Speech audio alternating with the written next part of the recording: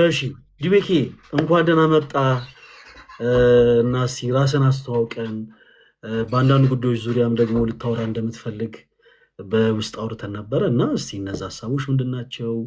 ግን ከሁሉ በፊት ትልቅ ስልጣን ያለ ሰው ነህ። እዚህ ሶሻል ሚዲያ ላይ ስልጣን ያላቸው ሰዎች እኛ ምድር ላይ ብቻ ነበር የምናውቀው እና አንተ ደግሞ በቲክቶክ ፕላትፎርሙ በሶሻል ሚዲያው በጣም ከፍተኛ አመራር የሆንክ ትልቅ ስልጣን ያለ ሰው ነህ እና እስቲ ፕሊስ ራስን አስተዋውቅ። አይ ቲንክ እንደውም አንዳንድ ሰዎች ጠቅላይ ሚኒስትርም ጭምር ነው ይላሉ። እኔ የምን ጠቅላይ ሚኒስትር እንደሆን ጌታ ይወቅ። እና እስቲ ራስን አስተዋውቀንና ወደ ዛሬው ሀሳባችን እንገባለን። እሺ ፈለገዬ፣ በመጀመሪያ እዚህ ስለተገናኙ በጣም አመሰግናለሁ። በጣም የምከታተለው ቪዲዮዎችህን ምናምን በጣም አመሰግናለሁ አንተ ጋር ስለገባን። በመቀጠል እኔ ራሴን ሳስተዋውቀ እኔ ዲቤክ እባላለሁ። በተለምዶ አሁን ኦልሞስት 3 ዓመት ምናምን ይሆነናል ለወንዶች መብት ስንታገል ምናምን ቆየን ሰዎች ነን። የወንዶች ጉዳይ ማህበር የሚባል ማህበር አለን። የእሱ ማህበር መስራችና መሪ ነኝ። ለ3 ዓመት ያህል ወንዶች ያው መሀል ድንገት በተፈጥሮ እንትን ነው። አንዳንድ ጊዜ የሆኑ ነገሮችን ሳስታውስ ነው የምስቀው። ዲቤክ አንተ በምትናገራቸው ንግግሮች አይደለም፣ ያው በዛ እንዳትቀየመኝ አይደለም። አዎ እንደዚህ አይነት ነገሮች ባይዘው አሁን የሚያስቅህም በመሃል ምናምን ይሄ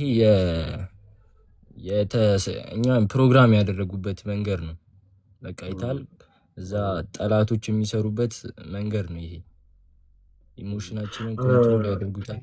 የምናስበውን የወንዶች መብት ነው የምታስከብሩት አይደል ዲቤክ? የወንዶች መብት የትኞቹ መብቶች? ይገርምሃል ፈለገዬ፣ ምን መሰለህ ወንዶች በጣም የወንዶች መብት ወንዶች እየተመቱ ነው ያሉት በዚህ ሰዓት በሪሌሽንሺፕ ውስጥ ወንዶች በጣም ይጨቆናሉ። ሀሳባቸውን መግለጽ ፈልገው ሳይገልጹ እንትን የሚሉ ወንዶች አሉ። በጣም ብዙ ከምልህ በላይ የሚመቱ፣ በየቤታቸው የሚመቱ፣ በሲኒፐር የሚመቱ፣ በቀበቶ የሚመቱ በጣም ብዙ ወንዶች አሉ። ድምፅ የሌላቸው ማለት ነው። ገብቷል? አሁን እኛ ቢያንስ ሶሻል ሚዲያ አለን። ሶሻል ሚዲያ ላይ ወተን የሚደርስብንን ነገር ለምን ይሄ ይደርሳል? ይሄ ልክ ነው ወይ? ወንድ ልጅ አባት ነው፣ ወንድ ልጅ ወንድም ነው፣ እኩል መብት ይገባዋል ምናምን እንላለን። አስበው ገጠራማው ክፍል ላይ ያሉት ሶሻል ሚዲያ የሌላቸው። ይቅርታ። አይ ችግር የለውም ዲቤክ፣ ችግር የለውም። ያው አንዳንድ ነገሮች እንደዚህ ልብ ይነካሉ። እንግዲህ ትግላችሁን እንግዲህ ያው ከፍጻሜ እንደምታደርሱት ተስፋ አደርጋለሁ። ግን ኮሜንት ላይ በእኔ በኩል ለምን እንደሆነ አላውቅም ዱለት እያሉ ይጽፋሉ። እግዚአብሔር በሚያውቀው እኔ ምንም የማውቀው ነገር የለም እና አንተና ዱለት እሺ ምን መሰለ ፈለገ፣ እሱ አሁን ሰሞኑን እየገጠመን ያለው ችግር ነው። ከውስጥ ያው ትግል እንትን ነው። ትግል የልጆች ጨዋታ አይደለም። ብዙ ውጣ ውረድ ይኖረዋል። መራራ ነው። እልህ አስጨራሽ ነው። ገብቶሃል? ረሃብ ይኖራል፣ መተረማመስ ይኖራል ምናምን እና አንዳንድ ሰዎች ለሱ ዝግጁ አልሆኑም። ምን ላይ እንዳለን ራሱ የተረዱ አይመስለኝም። እና ሰሞኑን ሾው ነበርና የሆነ ሾው ዴቲንግ ሾው እዛ ላይ ቀርቤ አዲስ አይነት ስትራቴጂ ለመሞከር እየሞከርኩኝ ነበረ። ትግሉን ወደፊት አንድ እርምጃ ካራመደ በሚል ማለት ነው። እና እሱ ላይ ይቅርታ ዲቤክ፣ ይቅርታ፣ በጣም ይቅርታ። ቀጥል ፕሊዝ። እና እሱ ላይ ኮሜንት ላይ ማይሆን ነገር ነው ዲቤክ። እንዴት ዱለት ዲገር ነው? ኧረ ጌታዬ፣ ቀጥል። ይቅርታ ዲቤክ። እሺ አመሰግናለሁ። እና እዛ ሾው ላይ ቀርቤ ዴቲንግ ሾው ነው እና ዴቲንግ ሾውን አሸንፈን መተናል። እና ይህንን ዴቲንግ ሾው ላይ የተሳተፍኩበት ምክንያት ሲጀምር 3 ምክንያቶች አሉ። ቪዲዮም እሰራለሁ ብዬ አስቤ ነበር ዛሬ፣ ያው የኛ ፕሮግራም ስለቀደመ ነው። ሶስቱን እቅዶች አቅደን ነው የተንቀሳቀስ ነው። እንግዲህ ላለፉት 3 ዓመት ስንታገል ፈለገ ቀጥታ ለቀጥታ ነበረ ስንታገል የነበረው። የወንዶችን መብት ይከበር፣ እየተደረጉት ያሉት ነገሮች ልክ አይደሉም፣ ቪዲዮ እያመጣን ምናምን ነበረ ስናስረዳኝ ነበር። አሁን ስትራቴጂውን ለመቀየር አስቤ ዴቲንግ ሾው ላይ ቀርበን እንትን ብለናል። የመጀመሪያው ዴቲንግ ሾው ላይ ቀረብኩበት ምክንያት እዚህ ጋር ለሁላችሁም ነው። እዚህ ጋር ወደ 800 ሰው አለ። ፈለገጋም እንደዛው እንድትረዱ የምፈልገው ነገር አንደኛ የሄድንበት ምክንያት ገንዘብ ሽልማት ነበረው ፕሮግራሙ እና የወንዶች ጉዳይ ደግሞ በጀት የለውም። በተደጋጋሚ ነው የተናገርኩት ይሄን ነገር። ከኪሴ ነው ማስተዳድረው የነበረው። ስለሆነም በጀቱ አስፈላጊ ሆኖ ስላገኘሁት ነው ለሱ ነው የተንቀሳቀስነው። ሁለተኛው ደግሞ አብዛኛው ሰው የወንዶች ማህበርን ሲያስብ አማራጭ ስለሌለን ይመስለዋል፣ ገንዘብ አጥተን ይመስለዋል፣ ኮንፊደንስ ስለሌለን ይመስለዋል። ሲግማ የሆን ነው ማለት ነው። እና እንችላለን፣ አቋሙ አለን፣ ውበቱ አለን፣ መናገር እንችላለን፣ ኮንፊደንሱ አለን የሚለውን ለማሳየት ብራንድ ግንባታ ጋር የተያያዘ እንቅስቃሴ ነበር ሁለተኛው እንቅስቃሴ። ሶስተኛው ደግሞ ድብቅ የስለላ ስትራቴጂን ያካትታል። በውስጡ ተጠግተህ ጠላት ጋር እየተንቀሳቀሰ ያለውን ነገር አስተውለን ከዛ ስትራቴጂያችንን እንድንቀይስ በሚል መልኩ ነበር የተንቀሳቀስኩት። በጣም ኮሜንት ላይ እየረበሽኝ ስለ ዲቤክ ይቅርታ። እሺ እኔ አባት ይገባኛል በጣም እና ከሶስቱ መልኩ ነበር እየተንቀሳቀስኩ የነበረው። አሁን እየገጠመኝ ያለው ችግር ይሄንን ብዬ ስናገርም ለተወካዮች ምክር ቤት አለንና ለነሱ እንደዚህ ብዬ ሳብራራ መጀመሪያ ለምን አትናገርም ብዬ ነበር። ማህበሩ ማማከር ነበረብን የሚል ነገር ነው እየገጠመኝ ነበር። ይህን ነገር ደግሞ እንግዲህ እንደነገርኩ ፈለገይ ለ3 ዓመት ታግለናል አይደለም። ለ3 ዓመት ውስጥ ይህን ስትራቴጂ ሳስበው የመጀመሪያ ጊዜ አልነበረም። ከዚህ በፊት አስቤው ውስጥ ሰላዮች አሉ ማህበራችን ውስጥ ራሱ ይደናቀፍብኛል። ያቀድኳቸውን ነገሮች እንደምፈልገው አላከናውንም። መተጠራጠራቸው አሉ አመራር ላይ ያሉ መተጠራጠራቸው አንተ ስም መጥራት አልችልም፣ ምክንያቱም አድራሻ ይታወቃል፣ እንትን ይታወቃል። መወዳቸው ሰዎች አካባቢ ላይ ያሉ ሰዎችን አደጋ ውስጥ መክተት ይሆንብኛልና እሱን መጥቀስ አልችልም፣ ግን ይደናቀፍብኛል በተደጋጋሚ እና ይሄንን አድርግ ብዬ ልልክ የምችለው ማምኖ ሰው ካልጎኔ አልነበረም። ለዛ ነው ራሴ እንደዚህ ነገር ውስጥ ሂጄ እንትን ለማለት የተገደድኩትና አሁን ኦልሞስት 2 ሳምንት ሊሆነን ነው። እረፍት ላይ ነው ያለሁት ከወንዶች ጉዳይ ማህበር መሪነቴ እረፍት ወስጄ ለራሴ ጊዜ ሰጥቼ ሌው በሚል እንትን ለማለት እረፍት ወስጄ ነው ያለሁት። ምን በጣም ምንድነው መሰላችሁ አንዳንድ ዲቤክ እና አመራር የምትቃወሙ ሰዎች ከእኔ ጋር ኮመታችሁ ኮሜንት ምንድነው ቅድም ሲጽፉ የነበረው መሰለህ በጣም ሲገርሙኝ የነበሩ አንዳንድ ኮሜንቶች አሉ። ከወንድና ከዱለት ብለህ ጠይቀው ይሉኛል። ከምንና ከዱለት ከወንድና ከዱለት በላይ በእርግጥ ያንተ አቋም እኔ አውቀዋለሁ፣ ግን ሰዎች አንዳንዴ ከክፋታቸው የተነሳ እንዲህ የማይሆኑ እኔ አሁን አልጠይቅም፣ እንደዚህ ብዬ አልጠይቀውም። እኔ ዲቤክን እንደዚህ ማለትም አልፈልግም እና እባካችሁን ታጋይ ሞታል ትግል ግን ይቀጥላልን ብላችሁ የጻፋችሁ ሰዎች አይቻለሁኝ፣ ግን እንደዚህ ነገሮችን ያላነብም። ለማንኛውም ዲቤክ እንኳን ደህና መጣ። ደግሞ የሚገርመኝ ነገር ፈለገዬ አንድ ነገር ልበል። የሚገርመኝ ነገር ምን እንደሆነ ታውቃለህ? እኔ ይህን ትግል ከመሬት እኔ ራሴ ጸንሼ ራሴ አምጬ የወለድኩት ትግል ነው። ይህን ትግል ገብቶሃል? አሁን 3 ዓመቱ ሆኖታል። ከ3 ዓመት በኋላ አሁን 15 ቀን ማይሆናቸው ሰዎች እየመጡ እኛ መሪ እንሆናለን፣ እኛ እንደዚህ እንሆናለን፣ ዲቤክ እንደዚህ ምናምን ሲሉኝ አንድ የሚከራከርልኝ ሰው ነው ያጣሁት። እንዴት 3 ዓመት ያለምንም ክፍያ ጊዜውን እኔ ልጅነቴን ነጥቆኛል። ይሄ ትግል ሰውቶብኛል። ትምህርቴን እንትኔን አምጥቼ ላሳየ ይችላለሁ። ግሬዶቼን አምጥቼ ላሳየ ይችላለሁ። በጣም ጥላጥልቶብኛል። እኔ ራሴ አምጬ እኔ ራሴ ጸንሼ ወለድኩት ነው ትላለህ እንዴ? ትግሉ የአራስ ትግል ነው ይላል ኮሜንት ላይ። ኧረ ጌታዬ ሆይ፣ ኧረ ጌታዬ። ይቅርታ ዲቤክ፣ ቀጥል ፕሊዝ። በጣም ይቅርታ። በጣም መጥፎ እና መጥፎ ስም ያለ ይሄ ትግል ልጅነቴን ነጥቋል። አዎ። ገብቶሃል? ግሬዶቼን ላሳየህ እችላለሁ። እኔ የግቢ ተማሪ ነኝ እና ዩኒቨርሲቲ ተማሪ ነኝ። ግሬዶቼ ላይ ጥላ አጥልቷል። ሙሉ ፎከሴን እዚህ ላይ አድርጌ ግሬዶቼን ብታያቸው ታዝናለህ። ገብቶሃል? ብዙ ነገሮችን ሰውቼ ነበረ እንትን ስለ ነበሩ ይሄ ሁሉ ነገር ሳይከፈለው ያለምንም ክፍያ ምንም ሳያደርግ ያለምንም በጀት እድሜውን ጊዜውን ይህ ሁሉ አመት ተከራክሮ እንዴት እንደዚህ ያደርጋል? ያለምንም ሀሳብማ ዲቤክ እንዲህ ሊያደርግ አይችልም፣ የሆነ ነገርማ አቅዶ ሊሆን ይችላል የሚል ሚያምን ሰው ነው ያጣሁት ከማህበር ውስጥ። ሁሉም ክደህናል ነው።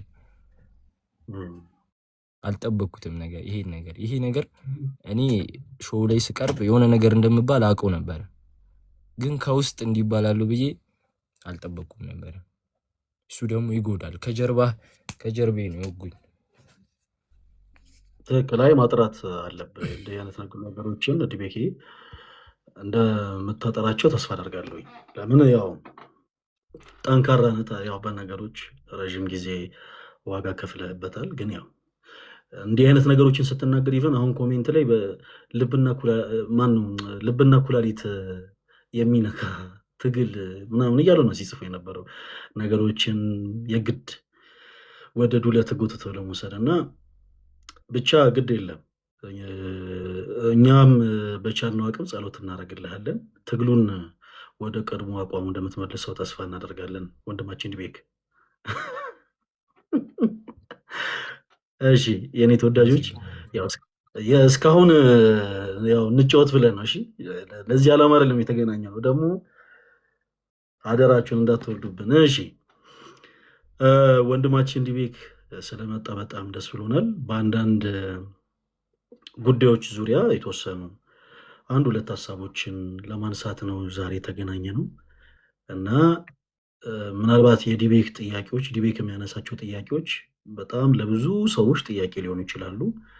ከህይወት ተኮር ከሆኑ ነገሮች ጋር የተያያዙ ናቸው እና እኛም ደግሞ በቻልነው አቅም ቅድስት ቤተክርስቲያን የምታስተምረውን ትምህርት ከአባቶቻችን የተማርነውን ያለውን የምንችለውን ያክል ደግሞ ምላሽ ለመስጠት እንሞክራለን። ከኛ በላይ ከሆነ ግን እኔና ዲቤክ ደግሞ ተገናኝተን ቀጠሮ ይዘን ነጠላችን ለብሰን የተሻሉ ሰዎች ጋር ሄደን ደግሞ እኔም እሱም ጠያቂዎች ሆነን ደግሞ እንማራለን ማለት ነው እና ዛሬ ብዙ ወጣት የሆናችሁ እህት ወንድሞቻችን እንደምትማሩበት ተስፋ አደርጋለሁ። አይ ቲንክ ያንተም ጸሐፊ ያቺ እህታችንም ጥሩ እንደምትማር ተስፋ አደርጋለሁ። ጸሐፊ ነች መሰለኝ አይደል ቤክ? ከእሱ ጋር ተያይዞ ትላንትም ቪዲዮ ሰርቻለሁ። ጸሐፊ ያስፈልገዋል። አሁን ከረፍት ስመለስ አንዳንድ ነገሮችን እንዲያግዝ ጸሐፊ ያስፈልገኛል። አሁን ትግሉ እየሰፋና ብሮድ እየሆነ በሚሄድ ጊዜ አንዳንድ ነገሮችን የስልጣን ክፍፍል ያስፈልጋልና ጸሐፊ ያስፈልጋል ብዬ አስቤያለሁ። አላለቀም፣ ኮንፈርሜሽን ምናምን ይቀራል፣ የምቀበለው አፕሩቫል ምናምን። እሱን አስጨርሼ እስቲ ጸሐፊ ልትሆን ትችላለች ፈጣሪ ከፈቀደ። ስለዚህ ሁሉም እንደሚማሩበት ተስፋ እናደርጋለን። ዲቤኬ አሁን መቀጠል እንችላለን። የኔ ተወዳጆች ሁላችሁም በደንብ ኮፒ ሊንክ አድርጉ እሺ። ስለዚህ ዲቤክ የሚያነሳቸውን ሀሳቦች ሁላችሁም ታደምጣላችሁ። በኋላ ላይ ሌሎች ሀሳቦች የሚያነሳቸው ካሉ ደግሞ ያው ለእሱ እድል እንሰጠዋለን። ለአሁኑ ግን አንዳንድ ጠቃሚ የሆኑ ነጥቦች ስለሆኑ የሚያነሳቸው በነዛ እሱ በሚያነሳቸው ጥያቄዎች ላይ እኛም ደግሞ ቁጭ ብለን አንዳንድ ነገሮችን እየሰማን እናወራለን። በዚህ አጋጣሚ ሌሎችም ዓለማዊ ኮንተንት ላይ ያሉ እህት ወንድሞቻችንን እንደ እግዚአብሔር መልካም ፈቃድ ልክ እንደዚህ ታይም ደግሞ ወስደን እናገኛችኋለን፣ እናወራችኋለን። ዲቤክ አሁን መቀጠል እንችላለን። እሺ ከየትኛው ጥያቄያችን እንጀምር ፈልገ? ወይ አንተ ኮመን ከሚባሉ ነገሮች ምናምን ትጀምራል? ችግር የለውም። አንተ ደስ ያሉን ሀሳቦች እንደው እንዲህ አይነት ነገሮች ከቤተ ክርስቲያን አንግል እንዴት ነው የሚታዩት እንደው የሚሉትን ሀሳቦችህን መረዳት የምትፈልጋቸውን አንሳቸውና ከየትኞቹን በተጀመራቸው ችግር የለውም። በቻልነው አቅም እናወራባቸዋለን። እሺ እናወራባቸዋለን። ስለዚህ አንተ ደስ ካለ ሀሳብ መነሳት ትችላለህ። ደስ ያለህን ጥያቄ ማንሳት ትችላለህ። እሺ አሁን እኔ ሀሳብ እንዴት መሰለ ጥያቄ ድሮ በድሮ ጊዜ ንጉሶች ምናምን በነበሩ ጊዜ ብዙ ሚስቶች ነበሯቸው ንጉሶች አይደል? እና እንዴት ነው ንጉስ ስትሆን ይቻላል ነው እንዴት ነው የሚል ጥያቄ አለኝ። ብዙ ከምን ተነስተህ ነው ጥያቄ? ብዙ ጸሐፊዎች ፈልገህ ነው አንተ? ኧረ አይደለም።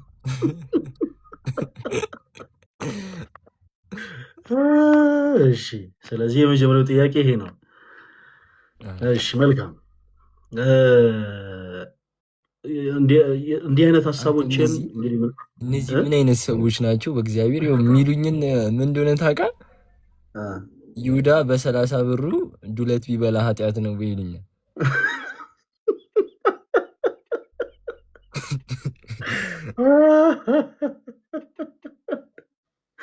ለምን አትጀምሩም? ቲክቶክ ግን እግዚአብሔርን በጣም ፖቴንሻል ያለው ሰው አለ ኮሜንት ላይ እንዴ! በጣም እኔ እኮ ቅድም አንተ የተናገርክ በቃ አልቻልኩኝም። ኮሜንት ላይ የሚጻፉት ነገሮች በጣም ይሄ የተረገመ የሚባል አይነት ኮሜንት የሚጽፉ ሰዎች አሉ። ብቻ ተጫዋቾች ናቸው ብዙዎቻችሁ። ቲክቶክ ጀምሩና እስቲ በእናንተም እንዝናናለን። እሺ ዲቤክ አንተ የጠየቀውን ሀሳብ እንግዲህ አይ ቲንክ በአጠር ባለመልኩ ማየት እንችላለን። ከቅዱስ ቤተክርስቲያን ሁሉንም ነገሮች እንግዲህ እኛ በክርስቶስ የምናምን ክርስቲያኖች ስንሆን ሁሉንም ነገር የምንመዝነው በቤተክርስቲያናችን አስተምሮ ነው። እያንዳንዱ ክርስቲያን ሰዎች በየዘመኑ ተነስተው የተለያየ አይነት የፍልስፍና አስተሳሰብ ሊሆን ይችላል፣ የተለያየ አይነት አመለካከት ሊሆን ይችላል፣ የተለያየ አይነት ካልቸር ወይም ባህል ሊሆን ይችላል። ሰዎች ተነስተው ከሚያደርጉ እያንዳንዱ በክርስቶስ የሚሆን ክርስቲያን ነገሮችን ሁሉ የሚመዝነው በቤተ ክርስቲያኑ አስተምህሮ ነው እና እንግዲህ ቅድስት ቤተክርስቲያናችን ትዳርን እንደው አንድ ለአንድ የሚለውን ሀሳብ አንድ ባል አንድ ሚስት ሁለት አካላት ወደ አንድ አካል መሸጋገር የሚለውን ሀሳብ አጉልታ እያስተማረች በመጽሐፍ ቅዱስ ላይ አንተ እንዳልከው አንዳንድ ቦታዎች ላይ ለምሳሌ የዳዊትን ታሪክ ስንመለከት ከአንድ በላይ ከተለያዩ ሴቶች ጋር ግንኙነት እንደነበረው ይናገራል እና በጣም በሚገርም ሁኔታ ደግሞ አንዳንድ የቅድስት ቤተክርስቲያን አስተምሮ የማያውቁ ሰዎች አንዳንድ ሰዎች ለራሳቸው ለግል ኃጢአታቸው ጥቅስ የሚያነሱ ሰዎች አሉ። እንዴ ምን ይሄው ዳዊት እንደዚህ አድርጎ የለ እንዴ እኔም ከአንድ በላይ ሴት ወዳጅ አድርጌ ብይዝ ከአንድ በላይ ሴት ጋር እንደፈለግኩ ብሆን ይችላለሁ። ምክንያቱም ይኸው ልበ አምላክ የተባለው የእግዚአብሔር ነብይ የተባለው ዳዊት እንዲህ አድርጎ የለ ወይ የሚል ሀሳብን ለማንሳት ይሞክራሉ። ከሁሉ በፊት መረዳት ያለብን ነገሮችን እንደው ለማጥራት ባጭሩ አድርጌ ላስረዳችሁ። በመጽሐፍ ቅዱሳችን በውስጡ 3 አይነት ቃላቶችን የያዘ ነው። 3 አይነት ቃላቶችን፣ አንደኛው ቃለ ሰብ ነው፣ ሁለተኛው ቃለ ነቢያት ነው፣ ሶስተኛው ደግሞ ቃለ እግዚአብሔር ነው። ቃለ ሰብ የምንለው ሰዎች ከልባቸው አፍልቆ የተናገሩት ንግግር ነው። በመጽሐፍ ቅዱሳችን ውስጥ እንዲህ አይነት ሀሳቦች አሉ። በነገራችን ላይ መጽሐፍ ቅዱስ አዎ የእግዚአብሔር እስትንፋስ ነው፣ አዎ የእግዚአብሔር ቃል ነው። ነገር ግን በውስጡ የታሪክ ክፍልም አለው። በነገራችን ላይ ዲቤክ የዓለም ግማሹ የታሪክ ክፍል ያለው መጽሐፍ ቅዱስ ላይ ነው። መጽሐፍ ቅዱስ ራሱን የቻለ የታሪክ ክፍልም አለው። ኦኬ ሰው ቃለ ሰብ ብለን የምንጠራው ሰዎች ከልባቸው አፍልቆ የተናገሩትን ንግግር ነው። የታሪክ ክፍል ሆኖ ተቀምጧል። ለምሳሌ ላንሳለ በመጽሐፍ ቅዱስ ላይ እንደው ሴንስ የማይሰጡ አንዳንድ ነገሮችን እናገኛለን። ለምሳሌ ማርቆስ ወንጌል ምዕራፍ 3ን ገልጠ ስታነብ ቁጥር 22 ላይ ከኢየሩሳሌም የወረዱ ጸሐፎች ጌታችን ኢየሱስ ክርስቶስን ብዔልዜቡል አለበት፣ በአጋንንት አለቃ ደግሞ አጋንንትን ያወጣል ብለው እንደተናገሩ እንመለከታለን። አሁን እንዲህ አይነት ጥቅስ መጽሐፍ ቅዱስ ላይ ስላገኘን ሎቱ ስብሐት ጌታችን ኢየሱስ እንደው ብዔልዜቡል አለበት ብለን እናምናለን ማለት ነው? እንደዛ ብለን እናስተምራለን ማለት ነው? አይደለም። በአጋንንት አለቃ ነው አጋንንትን የሚያወጣው ብለን እንሞኛለን ማለት ነው? አይደለም። ይልቁኑ ቅድም እንዳልኳችሁ የታሪክ ክፍል አለው መጽሐፍ ቅዱስ። ፕላስ ደግሞ ከእንደገና ቃለ ሰብ ብለን የምንጠራው አለ። ሰዎች ከልባቸው አፍልቆ የተናገሩት ቃል አለ። ያንን ቃለ ሰብ የምንለውን ቃል መርሳት የለብንም። ሰዎች ከልባቸው አፍልቆ የተናገሩት ቃል በመጽሐፍ ቅዱስ ላይ እንደ ታሪክ ሆኖ ሰፍሯል። ሰዎች እንዲህ ብለው ተናግረው ነበረ የሚለው ሐሳብ በመጽሐፍ ቅዱስ ላይ ይቀመጣል ማለት ነው። እና እነ ቅዱስ ዳዊት ያደረጉትም ደግሞ አንዳንድ ኃጢአቶችም ጭምር በመጽሐፍ ቅዱስ ተቀምጧል። ለምንድን ኦኬ አሁን ቅዱስ ዳዊት የሰራው ኃጢአት የሰራው በደል በመጽሐፍ ቅዱስ ላይ ለምን ተቀመጠ ስንል ዛሬ ላይ በዚህ ዘመን ያለን ሰዎች ለኃጢአታችን ማስተባበያ እያደረግን እየተነሳን አይ ዳዊት እንዲያደርጓልና እኔም እንዲህ ባረግ ችግር የለውም እንድንል ነው አይደለም። ይልቁኑ ሁለት ነገርን እንድንማር ነው። በአገልግሎቱ ላይ ላሉ ሰዎችና ምዕመን ለሆኑ ሰዎች ማለት ነው። ምዕመን የሆኑ ሰዎች ሁልጊዜ ትልቁ ድክመታቸው ምንድነው? አገልጋይን እንደ ፍጹም ይመለከታሉ። ተረተኛ ሊቤክ በተለይ አንድ ሰው መስቀል የያዘ ከሆነ ቆብ ያደረገ ቀሚስ የለበሰ አገልጋይ የሆነ ጥምጣም የጠመጠመ ከሆነ እንዲህ አይነት አገልጋዮችን እንደ ፍጹም አድርጎ የመቁጠር አይነት ከባድ የሆነ ስህተት ምዕመናን ጋር ብዙ ጊዜ ይበራከታል። ስለዚህ ምዕመናን የሆኑ ሰዎች አገልጋይ የሆኑ ሰዎች ሊሳሳቱ እንደሚችሉ ማስተማር የሆነ ዘንድ ነው የታሪኩ ክፍል የተቀመጠው። አገልጋይ የሆኑ ሰዎች ደግሞ በአገልግሎታቸው ክርስቶስ ኢየሱስን በሚያገለግሉበት ዘመን ሁሉ በአጠቃላይ ሊወድቁ ይችላሉ። ነገር ግን ወድቀው ደግሞ መቅረት እንደሌለባቸው ከነፍስ ድፋምነት ስሜት እግዚአብሔር አጦ ሊያነጻቸው እንደሚችል ደግሞ እንዲረዱ እንዲህ አይነት የታሪክ ክፍል የተቀመጠው። ለምሳሌ ዳዊት ከሰራቸው ስህተቶች ውስጥ አንዱ በመጽሐፍ የተቀመጠውን ላንሳላችሁ። ዳዊት በቤተ መንግስት ሲመላለስ የኦሪዮንን ሚስት በዓይኑ ትክ ብሎ ተመለከታት እና ወደ ቤተ መንግስቱ ጠራ። እናም ከእሷ ጋር ደግሞ በስጋ ፍትወት ወደቀ፣ ተሳሳተ። ከዚህም አልፎ ኃጢአትና በደሉ እንዳይታወቅበት ኦሪዮንን አስገደለ። አሁን ይሄ የታሪክ ክፍል የተቀመጠው እኛ እንድንማርበት እንጂ ዳዊት ያደረገው እንድናደርገው አይደለም። ከአንድ በላይ ሚስት ማግባት ይችላሉ የሚሉ ሰዎች ለኃጢአታቸው ቀጠሮን እያስቀመጡ እንጂ እውነት መጽሐፍ ቅዱስ እንዲህ የሚያስተምሩ አይደለም። እንደዛ ከሆነ ዳዊት ከብዙ ሴቶች ጋር እንደተኛ አይ እንተኛለን የሚሉ ሰዎች በተመሳሳይ ዳዊት እነገሌን ስለገደለ እኛም ነፍስ እናጠፋለን ወደ ማለት ይሸጋገራሉ ማለት ነው። መጽሐፍ ቅዱስ እንዲህ አይነት አስተምሮ የለውም። መጽሐፍ ቅዱስን ስታነቡ በቃ መረዳት ያለባቸው የታሪክ ክፍል እንዳለው ዳዊት እንደተሳሳተ ነው መጽሐፍ ቅዱስ እየነገረን ያለው እንጂ ዳዊት ጽድቅ እንደሰራ አይደለም እየነገረን ያለው። በጣም በሚገርማችሁ ሁኔታ ዳዊት ልበ አምላክ የተባለው ለዛ ነው። በቃ በጣም በድሎ ነበር፣ በጣም ኃጢአት ሰርቶ ነበረ፣ በጣም በተደጋጋሚ ክርስቶስን በድሎ ነበረ፣ አምላኩ እግዚአብሔርን አስቀይሞ ነበረ። ነገር ግን ደግሞ በተደጋጋሚ አምላክ እግዚአብሔር ሆይ ይቅር በለኝ ብሎ የተጸጸተ ሰው ነው። እግዚአብሔር ከኛ ጸጸትን ስለሚወድ ድቤክ ዳዊትን እንደ ልብ ያለው። ስለዚህ በመጽሐፍ ቅዱስ ላይ እንዲህ አይነት ነገሮችን ስታገኙ የታሪክ ክፍሎች እንደሆኑ ማወቅ መረዳት ያስፈልጋል። እኛ በዚህ ዘመን ያለን ሰዎች እንድንማርባቸው የተቀመጡ ሀሳቦች እንጂ እንደ ሃይማኖት መመሰረች አድርገን እንድንለማመዳቸው ወይም ደግሞ ኤክሰርሳይዝ እንድናደርጋቸው የተቀመጡ ሀሳቦች አይደሉም። ዲቤኪ ተመልሷል። ሚዩት ነው መሰለኝ። ማይክ ሚዩት ነው። ያንተ ድምፅ አይሰማም። ይሰማችኋል? የዲቤክ ድምፅ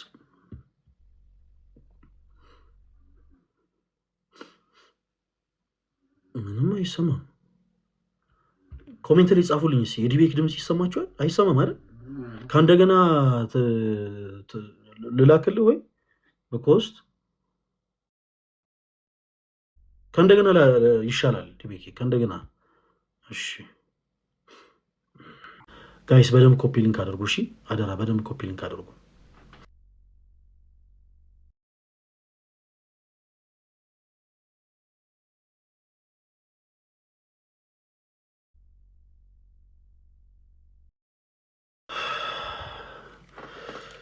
ውሃን ጠጣ።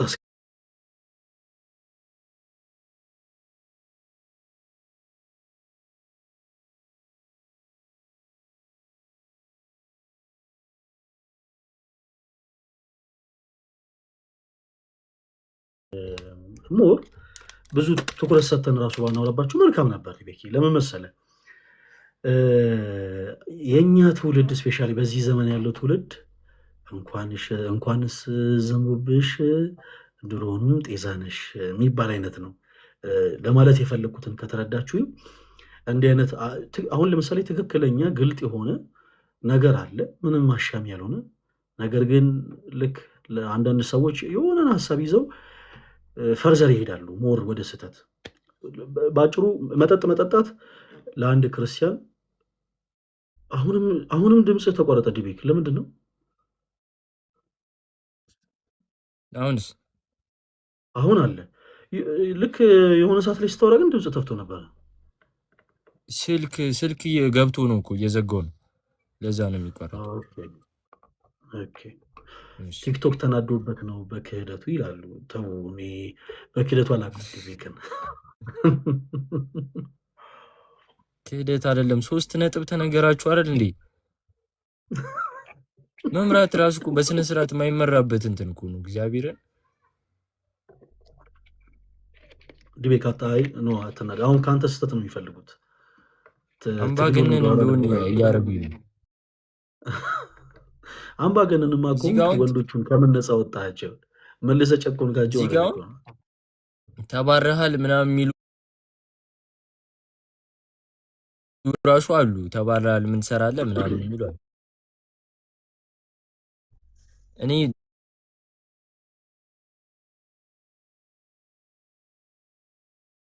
በተደጋጋሚ ነግሬያችኋለሁ አይደል?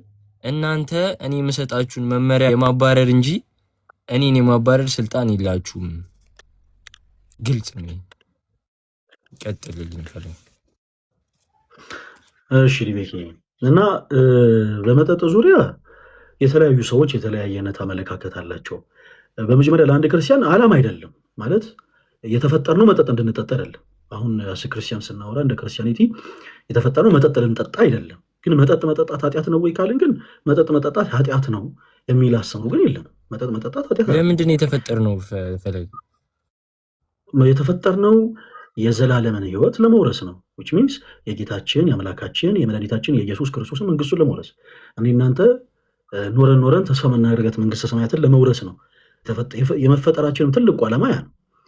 ሌሎቹ ግን በዚህ መንገድ ላይ ያሉ በመንገድ ላይ የምናገኛቸው ሌሎች ነገሮች ናቸው። ለምሳሌ በመሀል ላይ ሰው ለምሳሌ በዚህች ዓለም ላይ ኢንቨስት ሊያደርግ ይችላል፣ ባለሀብት ሊሆን ይችላል፣ ሊነግድ ይችላል፣ ሊሸጥ ሊለውጥ ይችላል። እነዚህ ነገሮች በአጠቃላይ የተፈጠርንባቸው ዓላማዎች አይደሉም። በቃ ይሄ ኒውትራል የሆኑ ነገሮች ናቸው። የተፈጠርንባቸው ዓላማ አይደሉም። ሰው የተፈጠረበት ትልቁ ዓላማ የእግዚአብሔርን መንግስት ለማውረስ ነው። ግን እንደው ኃጢአት ነው ወይ የሚል ጥያቄ ግን በሰው አይምሮ ከሆነ ግን ኃጢአት አይደለም። መስከር ግን ኃጢአት ነው። በነገራችን ላይ መብላት እና መጠጣት በመጽሐፍ ቅዱስ ላይ ኃጢአት ሆኖ አያውቅም። መጥገብና መስከር ግን ኃጢአት ነው።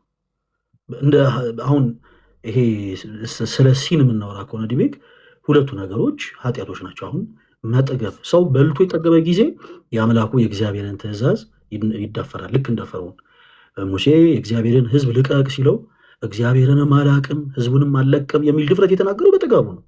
ዛሬም በዘመናችን በጣም ከልክ በላይ የጠገቡ ሰዎች ናቸው እንደው የእግዚአብሔርን ትእዛዝ እየተዳፈሩ ያሉት። የምንዳፈረው ምንም ስንጠግብ ነው። መስከረም ደግሞ ስጋችንን ከመንፈሳዊ ፈቃድ እንድትርቅ አድርጎ በጣም ድቅድቅ ወደሆነው ጨለማ እንድንወርድ የሚያደርገን ስለሆነ ስካርም በመጽሐፍ ቅዱስ ኃጢአት ነው። ሰው መስከርም መጥገብም ወደ ኃጢአት የሚነደው ወደ ኃጢአት የሚመራው ነገር ነው። ሰው ሁሉም ነገር በመጠን መሆን አለበት። ክርስቲያን ለሁሉም ነገር መጠን አለው። ኦኬ ስለ ዓላማ ግን ካወራን ግን አሁን አንዳንድ እህቶች ወንድሞች እንድትረዱ የምንፈልገው የክርስትና ዓላማ አይደለም። እያንዳንዱ ኦርቶዶክስ የተፈጠረው መጠጥ ሊጠጣ አይደለም። የተፈጠረው በክርስቶስ ኢየሱስ አምኗል። ይሄ ያመነ ትውልድ ነው። ኦኬ የዮሐንስ ወንጌል ምዕራፍ 15 ላይ የእምነታችን ጀማሪና ፈጻሚ የሆነ ጌታችን ኢየሱስ ክርስቶስ እውነተኛ የወይን ግንድ እኔ ነኝ ይላል። ገበሬውን ደግሞ አባቴ ነው። ከዚህ እውነተኛ ከሆነው የወይን ግንድ ጋር እኛ ክርስቲያኖች በማመን እንጣበቃለን፣ ቅርንጫፍ እንሆናለን። ቅርንጫፍ ከሆነን በኋላ ደግሞ ካመነን በኋላ ማለት ነው መልካም ፍሬን በማፍራት እንጸናለን፣ በጎ ስራን በመስራት እንጸናለን። ቅዱስ ጳውሎስ በሮሜ መልእክቱ ምዕራፍ 2 ከቁጥር 7 ላይ በበጎ ስራ ለሚጸኑት እርሱ የዘላለም ሕይወትን እንደሚሰጣቸው ይናገራል። ሰው አሁን እንደው መጠጥን የሚለውን ሀሳብ ግን ስናነሳ ስፔሻሊ በዚህ ዘመን ላለን እህቶች ወንድሞች ቢቻል እንደው ክርስትና የሚያስተምረው የስጋ ፈቃዳችን እንዲቤክዬ ትንሽ እንድንቀጣ የስጋ ፈቃዳችን ትንሽ ጎሰም እንድናደርገው ነው። ሰዎች ከልክ በላይ በበሉ ቁጥር ከልክ በላይ በጠጡ ቁጥር ጠግበው ሰክረው ከፈቃድ እግዚአብሔር ስለሚወጡ ሁልጊዜ ቅዱስ ቤተክርስቲያን ሰዎች ስጋቸውን በመጎሰም ስጋቸውን በመቅጣት ነፍሳቸው እንድታየል በማድረግ ኦኬ በጾም በቅድስና በንጽህና እየኖሩ የእግዚአብሔርን መንግስት እንዲጠባበቁ ቅድስት ቤተክርስቲያን ታስተምራለች። ስለዚህ ባይሆን መልካም ነው። እንደ ኃጢአት ግን ሆኖ ግን የሚጠየቅ ከሆነ ግን ይሄ ኃጢአትን የሚል የመጽሐፍ ቅዱስ አስተምሮ የለም። ኃጢአትን የሚል ካለ በዚህ አጋጣሚ ቀስ ብለን መውራት እንችላለን። ግን በመጽሐፍ ቅዱስ አስተምህሮ ይሄ ለአንድ ክርስቲያን መጠጥ መጠጣት አለበት ጠጡ ምናምን ብለን ግን አናስተምርም። ምክንያቱም የክርስትና ዓላማ ስላልሆነ ዲቤኪ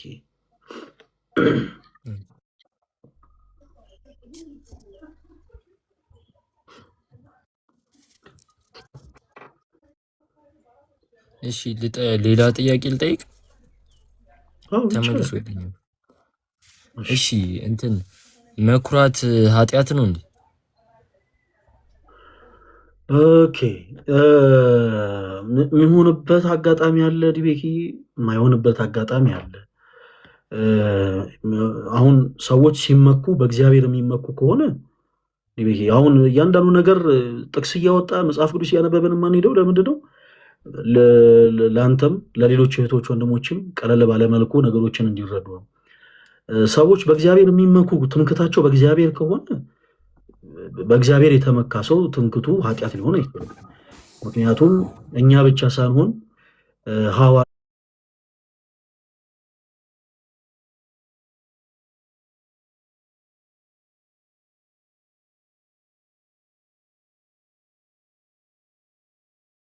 ነበር በእግዚአብሔር ሰዎች ትምክት ቢኖራቸው ኃጢአት ነው ልንል አንችልም። ሰዎች ግዑዝ በሆነ ነገር ግን የሚመኩ ከሆነ ግን ያ ትንሽ ስህተት ነው። ቤተክርስቲያን አያስተምሩም አይደለም። እንዲህ አይነት ሁኔታ ላይ ላሉት ወንድሞቻችንም በፍቅር ያው ቤተክርስቲያን እናታችን አይደለች? በ40 እና በ80 ቀናችን ከአብራ ከመንፈስ ቅዱስ ጸንሳ የወለደችን እናታችን አይደለች ቤተክርስቲያን? እና እናት ደግሞ ልጆቿ ሲሳሳቱ ቀስ ብላ ነው የምታስተምረው እና ቀስ ብለው እንዲመለሱ ታስተምራለች። በዚህ አጋጣሚ በቤተክርስቲያናችን ያሉ እንደውም በዚህ አጋጣሚ ላንሳላችሁ መጽሐፍቶች አሉ፣ አዋልድ የሚባሉ መጽሐፍቶች። ለምሳሌ አርሴማን ታውቃታለህ አይደለ ዲቤኪ? ቅድስት አርሴማ ቅድስት አርሴማ ስለተጋድሏ በጣም ብዙ በተደጋጋሚ በቅድስት ቤተክርስቲያናችን የሚነገርላት ቅድስት እናት ነች። በረከቷ ይደረብን። አንዳንድ ጊዜ ከኦርቶዶክስ ቤተክርስቲያን አስተምሮ ውጭ ያሉ አንዳንድ እህት ወንድሞቻችን በፍቅር የሚያነሷቸው ጥያቄዎች አሉ። እንዴ አርሴማ ሌሎችም ቅዱሳንን እያነሱ እንዲህ ይባላል ከኢየሱስ ውጭ እና ከኢየሱስ የበለጠ እነዚህ እየተጠሩ እየተመለኩ ነው፣ ወርሺፕ እየተደረጉ ነው ይባላል። ግን አይደለም። አሁን ስለ ኩራት ልመጣለ ነው፣ ስለ መመካት ልመጣለ ነው። በቤተ ክርስቲያናችን አዋልድ መጽሐፍቶች ትልቁ ጥቅማቸው ይሄ ነው። በዚህ ዘመን ያለን ሰዎች በአጠቃላይ በተለይ ስፔሻሊ ወጣቱ ትውልድ መንፈሳዊ ሕይወቱን የሚቃኘው የቅዱሳንን ተጋድሎና ታሪክ በማንበብ ነው። እኔ እናንተ ምኑ ጋር ነን ያለ ነው የምንለው በዛ ነው።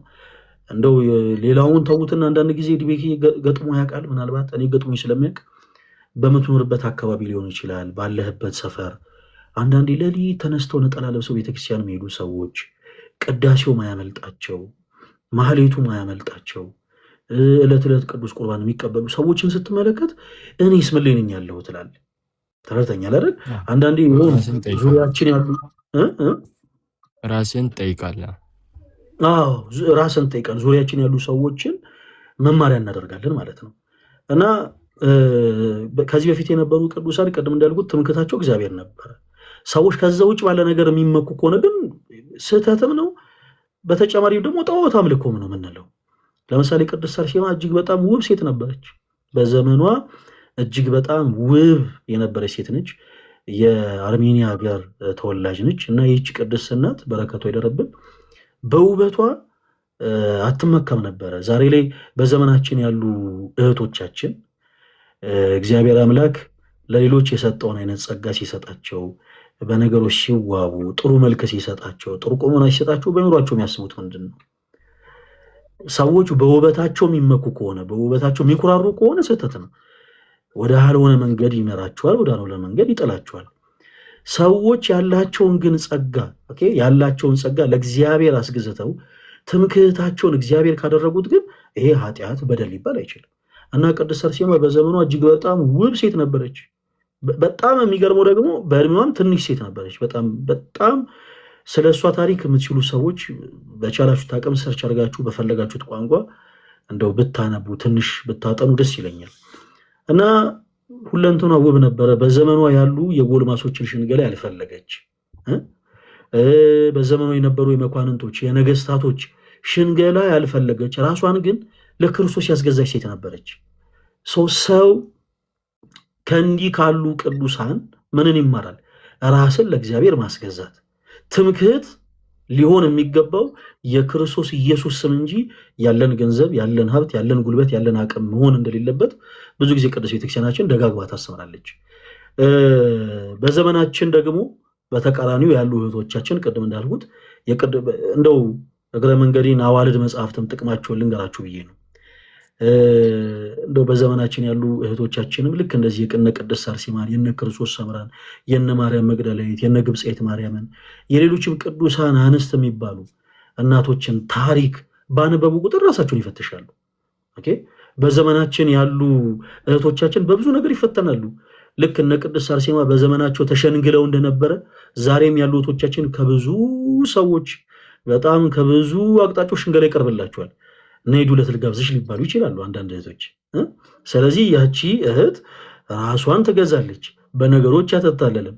አስተውላ አረቃ ተመልክታ ነገሮችን በጥሩ መልኩ እንድትወስን ይሆናታል። ስቀልን ነው። ለማንኛውም ትምክህት በእግዚአብሔር ከሆነ መልካም ነው።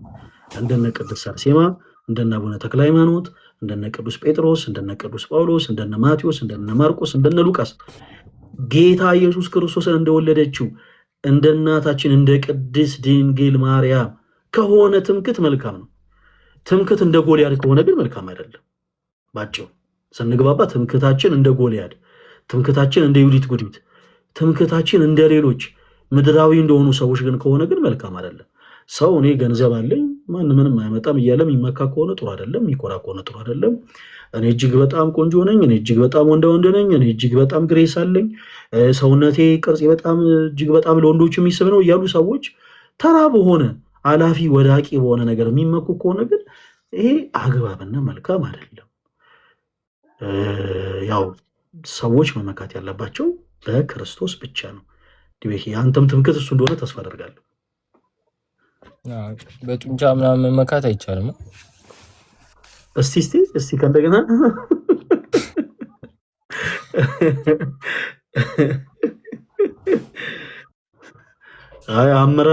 አመራር የሆነ ሰው ይችላል፣ ችግር የለውም። አመራር በኋላ መጨረሻ ላይ ጥያቄዎች ስትጨርስ ስለ ትዳር ደግሞ እናነሳለን። ምክንያቱም በጣም የተለያዩ የገጠሙትን ፈተናዎችም ስለነገርከኝ በኋላ ላይ ቀስ ብለን እናነሳቸዋለን። ችግር የለም። ቀጥል ጥያቄዎች እንዲህ ቤኪ። እሺ እንትን ጥያቄ ምን መሰለ ፈለገ፣ አሁን ለምሳሌ አንድ ሰው እንትን አረሃ የሆነ ነገር አበላሸብህ ምናምን ወይ ካደህ ኦር ዋሸህ ምናምን ብቻ እሺ የተጠቀመብህ ምናምን እንበለውና ከዛ እሱን ሰውዬ ይቅር ማለት ነው ያለብህ ወይስ እንዴት ነው? ምን ማድረግ ነው ያለብህ? በቃ ከሱ ጋር መለያየት እሱ ይፈቀዳል? ገብቷል ጥያቄ? እኔ እንጃ እንዴት እንደምደረድረው ስላልገባኝ። ከፍቅር ህይወት ጋር ተያይዞ ለምሳሌ አንዲት ሴት ለአንድ ወንድ ጥሩ ሆና ራሷን አሳልፋ ሰጥታ ኖራለት ያ ሰው እንዴ ስለ ፍቅርማ አንገባም። ስለ ፍቅርማ ቆይ እንዴ አሁን ይሄ ስለ ላይፍ ሌሰን ምናምን እንገባ ገብቷል። አሁን የሆነ ሰው ካደ ጓደኛህም ይሁን ኦር የሆነ ነገር ስራ ላይ ምናምን ማይሆን ነገር ሊሆን ይችላል፣ ፍቅረኛም ሊሆን ይችላል። እሺ ማይሆን ነገር አደረገ ካደህ ምናምን። እሺ ከዛ በኋላ ምን ማድረግ ነው ያለብህ አንተ? ይቅር ብለህ አብረህ መቀጠል ማስተማር ነው ልጁን ያለብህ ወይስ ብትወውስ በቃ ብለህ ሌላ ሰው ነው የሚሆነኝ እኔ ሲጀመር አይሆነኝም ብለህ ብትወው የትኛው ነው ልክ? እንዴት ብናደርግ ነው የሚሻለው? እሺ መልካም። እንደዚህ አይነት ነገሮችን ከብዙ አንግል እንመለከታቸዋለን። ያው ዛሬ እያነሳን ያለነው የኔ ተወዳጆች ህይወት ተኮር የሆኑ ሀሳቦችን ነው እና እንግዲህ ምናልባት ብዙዎቻችሁ የምታተርፉበት ሊሆን ይችላል። ስለ ይቅርታ ስናወራ እያንዳንዱ በክርስቶስ የሚያምን ሰው በአጠቃላይ ይቅር ሰዎችን ይቅር የማለት ግዴታ አለበት። በነገራችን ላይ ይሄ መብታችን ሳይሆን ይሄ ክርስቲያናዊ ግዴታችን ነው። በኖርማል ጓደኝነት ሊሆን ይችላል። ለምሳሌ ቅርታ የጮኝነት ህይወትን ለምሳሌ ብናነሳ ሌሎች ሰዎችን ሚስተር ኤክስ እና ሚስተር ዋይ የሚባሉ ሰዎችን ብናነሳ እና በእጮኝነት ህይወት አብረው ቢያሳልፉ እና እንደው አንድ ሰው ለሚወዳት ሴት ብዙ ነገር ቢሆንላት ዲቤክ በጣም ብዙ ነገር ሆኖላት ብዙ ዋጋ ከፍሎላት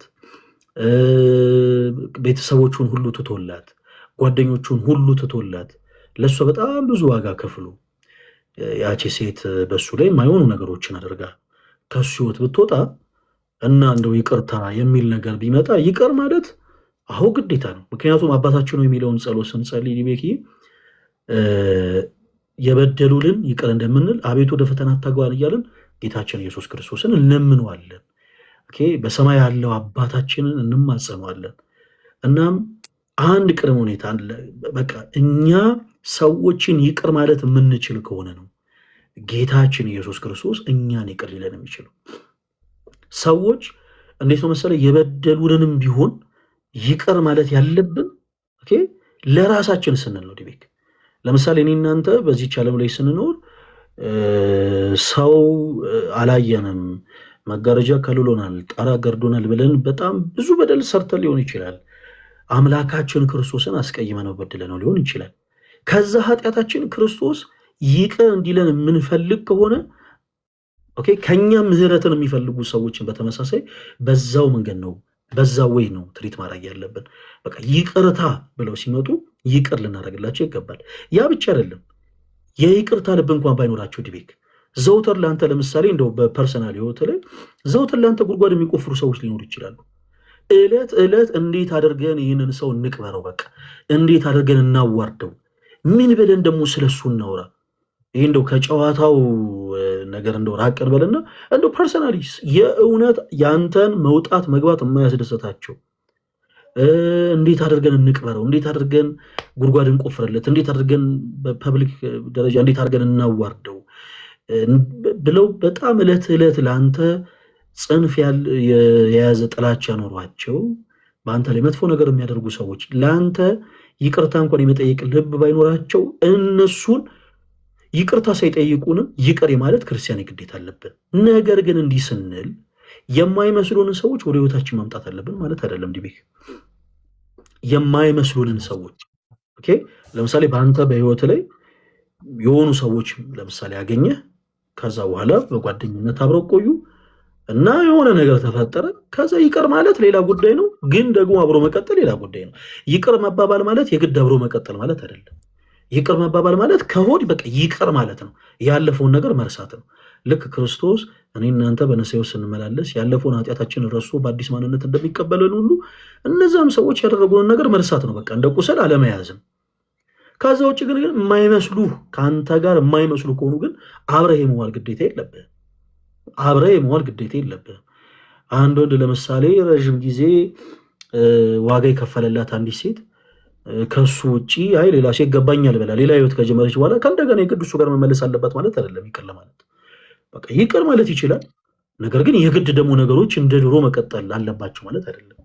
እስፔሻሊ በዚህ አጋጣሚ ወንድሜ ምክሬ ልለግስ፣ በተለያዩ አጋጣሚዎች ተፈተናችሁ በእጮኝነት ህይወት ሊሆን ይችላል። በተለያየ አይነት አጋጣሚ እናንተ በጣም ብዙ ዋጋ ከፍላችሁ የእናንተ የትዳር አጋራችሁ ወይም ደግሞ በእጮኝነት ህይወት ላይ አብሯችሁ የነበረው ሰው ጥሏችሁ ሲሄድ በጣም የምታዝኑ በጣም ልባችሁ የሚሰበር ሰዎች እግዚአብሔርን አመስግኑ። እግዚአብሔር ችግሬን የወሰደልኝ በሉ። እግዚአብሔር ሁሉን ለበጎ የሚያደርግ አምላክ ስለሆነ እና ከዛ ውጭ ግን የተቀየማችኋቸውን ሰዎች ይቅር ማለት ግዴታ አለብን። ነገር ግን ደግሞ የግድ አብሮ መቀጠል ደግሞ ያስፈልጋል የሚባል ነገር ግን የለም። ለምሳሌ በቃ በአካሄድ የማይመስሉ ከሆነ ከነዛ ሰዎች መራቅ ይኖርብሃል። ለምሳሌ አንድ ሰው የስጋ ወደሙን ህይወት ጀምሮ የቅዱስ ቁርባንን ህይወት ጀምሮ ሌት ተቀን በጨለማ በየጭፈራ ቤቱ በየመሸታ ቤቱ አብረህን ካልዞርክ የሚሉ ሰዎች ወደ ቤቱ የሚወጡበት ከሆነ ከነዛ ሰዎች መራቅ አለበት። ነገር ግን ከዚህ ቀደም ላስቀየሙት ነገር ግን እንደው ይቅርታ ጠይቆት ይቅር ማለት እንደው ያለ ማለት መብት አለው ወይ? በፍጹም ይቅርታ የማረግ ግዴታ አለበት። ከነዛ ሰዎች ግን ደግሞ የመራቅ መብት አለው። ዲቤኪ።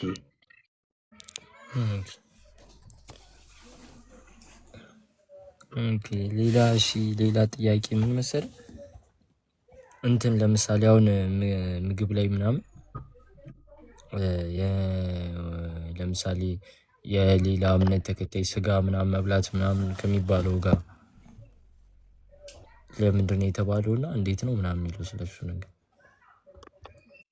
እሺ ይሄንን ጥያቄ ዲቤኪ ከኔ የተሻሉ እንደው አሰረ ክህነት ያላቸውን አባቶች ብትጠይቅ መልካም ነው። እኔ እናንተ በአካል ስለምንገናኝ ምን እናደርጋለን? አብረን በዚህ ጉዳይ ላይ በደንብ ሰፊ ማብራሪያ መስጠት የሚችሉ የሃይማኖት አባቶችን እናወራለን። በነገራችን ላይ ሶሻል ሚዲያ ላይ ምንድነው መሰለ አንዳንዴ አናቀምም ማለት ሊለምድብን ይገባል አይደል ቤኪ? ሶሻል ሚዲያ ላይ እኔና ሌሎች ወንድሞች የቤተ ክርስቲያንን የምናውቃትን ትምህርት ያክል እንደው ለምናውቃቸው ወንድሞቻችን ለማካፈል ያክል ብቃለን እንጂ እንደው በቤተ ክርስቲያኑ ያን ያክል ጥልቅ እውቀት ያለን ሰዎች አይደለንም። ስለዚህ በተለይ ከስርዓት ጋር ተያይዞ ያሉ ጥያቄዎች፣ ስርዓት ነክ የሆኑ ጥያቄዎች የሚመለከታቸው ተጠያቂ የሆኑ አሰረ ክህነት ያላቸው መስቀል የጨበጡ አባቶች አሉ። ስለዚህ ያው ከነሱ ጋር ደግሞ ቀረብ ብለን እናወራለን። ሁሉንም ምን ያውቃሉ ማለት መቼም ከባድ ነው። አንዳንዴ አናቅምም ይሄኛውን ቆይ ይለፈኝ ማለት ነው፣ ሊለምድብን ይገባል። ስለዚህ ይህችን ጥያቄ እንዳትረሳ ዲቤክ። በአካል እንገናኝና ጾም ሳይገባ ማን ይጋብዝ? ምሳ አንተ ወይስ እኔ? እኔ ጋብዛል። አሁን የሾው ገንዘብም አሁን ማህበሩ ላይ እያዋልኩት ስላልሆን እንበላበታል። ጭራሽ እኔንም ልታያይዘኝ ነው በማህበሩ ገንዘብ? የማህበሩ አይደለም፣ ማህበሩ ገንዘብ የለውም። ዱለት ነው ወይ የምትጋብዘው እያልኩ ነው ኮሜንት ላይ። ይመቻል ዱለት? ኧረ እኔ አይመቸኝም። እኔ በዱለት የተነሳ በጣም ብዙ ሰዎች ሲወርቁ አይቼ ስለማቅ እኔ ዱለት ይቅርብኝ፣ አልፈልግም። ምንድን ነው ጥሬ ነው የምትበላው? ፈለግ አይ እኔ እንደምልህ ብዙ ስጋ ምናምንማ እንደምታበዛ ያስታውቃል። ፈለገ አይ እኔ አትክልት ተመጋቢ ነኝ ዲቤኪ እና ችግር የለውም እበላለሁ። ጾም ሳይገባ አንድ አትክልት ጥሩ። መጀመሪያ ነው ወይስ መጨረሻ ላይ ነው አትክልት?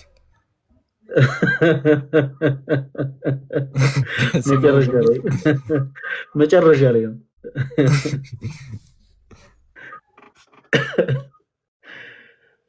ሚስት ስለ እጮኝነት ምናምን እናወራ። አዎ እንደውም እኔ እኮ እንደው ስለ እጮኝነት የቤተክርስቲያንን ሀሳብ ነው ከመንገዴ በፊት ዲቤክ እንደው እንዴት ነው መቼ ነው የምታገባው? እኛ መቼ ነው ለአንተ ሽማግሌ ሆነን የምንሄደው? እንዴት ነው እንደዚህ አይነት ጉዳዮችን ንገረን እንጂ። ግን ከትግሉ ጋር የሚጋጭብህ ከሆነ ግን አለማውራት ይቻላል። ኧረ በዚሁ ከቀጠሉ እኔ አሁን እስቲ የሚሉትን አያቸዋለሁ። አግብቼ እንደውም ያበጠው ይፈነዳል እንጂ በዚሁ ከቀጠሉ አይግድ ነው። ዲቤኪ በጣም ትዳር የተባረከ ነገር ነው። እንደውም እኔ ሳጠይቀኝ የተወሰኑ እንደው ወንድም ሀሳቦቼ ልንገርህ ስለ ትዳር። እኔ ትዳር በጣም ነው የምወደው ዲቤክ። እግዚአብሔር ከረዳን ከ2 ዓመት በኋላ እገባለሁ ብዬ አስባለሁ። እኔ አሁን ስንት ዓመት ነው ፈለገ? ስንት ዓመት ይመስላለሁ ዲቤክ? እስኪ ገምት፣ ስንት ዓመት ይመስላለሁ? 32 32። እስኪ ሌሎቻችሁን ግን 44። አረ መድኃኔዓለም! አረዮ ባተው፣ አረዮ ባተው 39 አይሆንም እንዴ? እኔ አንተ በገመትከው እድሜ ይሁንልኝ። ለምን መሰለህ ብዙ ጊዜ እኔ እድሜ ስናገር ሰዎች አያምኑም እና የወንድ ልጅ እድሜ ደግሞ ምንም ይደዝማት ያው ጨመረም ቀነሰም የሚያሳስብ አይደለም። ስለዚህ አንተ ባልከው እድሜ ይሁንና ችግር የለም እንቀጥ አመልስም ፈለገ። እኔ በ1990 ዓመተ ምህረት ነው የተወለድኩት እና አሁን የፊታችን መጋቢት 26 28 ዓመቴን ይዛለሁ። መጋቢት 26 ምን ቀን እንደሚውል አላውቅም፣ ግን 28 ዓመቴን ይዛለሁ። አሁን ያው ለሞስ ወደ 30 የተጠጋው ነው፣ እግዚአብሔር ይመስገን። እና እኔ ትዳር በጣም ነው የምወደው። ስለ እውነት ነው የምልህ። ከ2 ዓመት በኋላ ያልኩም ያው ድፍን ላርጋት ብዬ ነው እቺን 30 እና ስቀልን ነው። ወደ ትዳር ስትገባ መቼም አንዳንድ ነገሮች ያስፈልጋሉ አይደለ? ይሄ መሰረታዊ ፍላጎትን የምታሟልባቸው አንዳንድ ነገሮች የግድ ያስፈልጋሉ ነው። እነዛን ለማሟላት ያክል ብዬ ነው 2 ዓመት የምቆየው እና እኔ እጮኛለችኝ። አንዳንድ ጊዜ ሲጋራ እያጨሰ አታጭሱ የሚል መምህር መኖር የለበትም አይደል? ቤክ ራሱ ሲጋራ እያጨሰ በሱስ ሕይወት ውስጥ ሆኖ ማጨስ የለባችሁም ተማሪዎች የሚል መምህር መኖር የለበትም። ለምሳሌ ዱለት አትብሉ እያለ ዱለት የሚበላም ደግሞ እንትን መኖር የለበትም። ቤክ እንደ ሀሳብ ማለት ነው። እና ተማሪዎቹን ግን ዱለት እየበላ ካዩት አስተማሪው ለምንድን ነው ምን እንድንማርበት ነው ብሎ መጠየቅም አለባቸው። አይ ዱለት አትብሉ ካለ እኮ በቃ መብላት የለበትም። እና አይ በቁም ነገር እውነቴን ነው የምልህ፣ በጣም የምወዳት በጣም የማከብራት እጮኛለችኝ። ሁሉም ሴቶች ልክ እንደሷ ቢሆኑ ስለ እውነት በጣም በጣም በጣም በጣም በቃ እንዴት ብዬ ልንገር፣ እንደሷ ቢሆኑ ደስ ይለኛል። በጣም ትለያለች። በጣም የተረጋጋች፣ እምነቷን በጣም የምታከብር፣ የኔን ቤተሰቦች በጣም የምታከብር፣ ለራሷ ቤተሰቦች በጣም ክብር ያላት፣ ትሁት የሆነች፣ ቁጣን ወደ ፈገግታ የምትቀይር፣ እንዴት አድርጌ ልንገራችሁ፣ እኔ ስጨነቅ ጭንቀቴን የምታቀል በጣም ጠንካራ የሆነች እጮኛለች እና ትዳር እኔ በጣም እወዳለሁ። የትዳር ህይወትም ደግሞ ለእያንዳንዱ ሰው ያስፈልጋል ብዬ አምናለሁ። በዚሁ ቶፒክ ላይ ይቻላል። ምንድን ነው አንድ ሰው አሁን እጮኛ ሲይዝ ሊያየው የሚገባ የምትለው መስፈርቶች አሉ? አንተ አሁን ያየህበት ለምሳሌ አሁን ቁንጅና አንዱ ሊሆን ይችላል። እንደዛ አይ ሰው እንዴት ነው አሁን የእጮኝነት ህይወት ላይ ብዙ ጊዜ ምንድነው መሰለ ዲቤኪ፣ በጣም ብዙ ትዳሮች በነገራችን ላይ ለመፍረሳቸው ትልቁ መንስኤ ይሄ ነው። የእጮኝነት ህይወት በጣም መሰረታዊ ነገር ነው። ቤተክርስቲያን የምታስተምረው የእጮኝነት ህይወት እንዳይረዝም ነው። የእጮኝነት ህይወት በጣም መርዘም የለበትም አለው።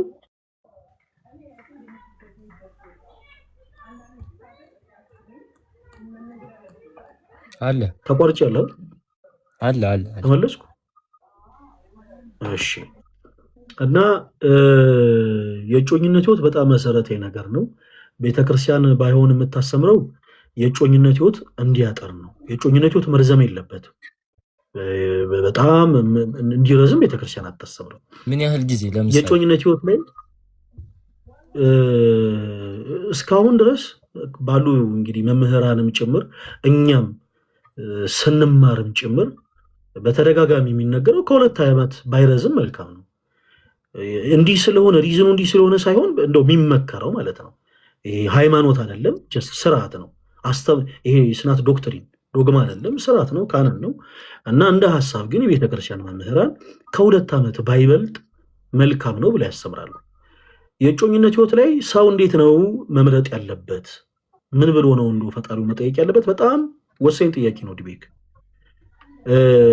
ብዙ ጊዜ የምንጸልየውን ነገር አናቅም ብዙዎቻችን። ስለ እውነት ለመናገር አንዳንድ ጊዜ እህቶች ወደ ቤተክርስቲያን ሄዳችሁ መልካም ትዳር የምትፈልጉ ከሆነ ባካችሁ ይሄ ያሉ አይደለ ማንም ሊያገኛቸው የሚችላቸውን ነገሮች እንደው እግዚአብሔርን አትጠይቁት።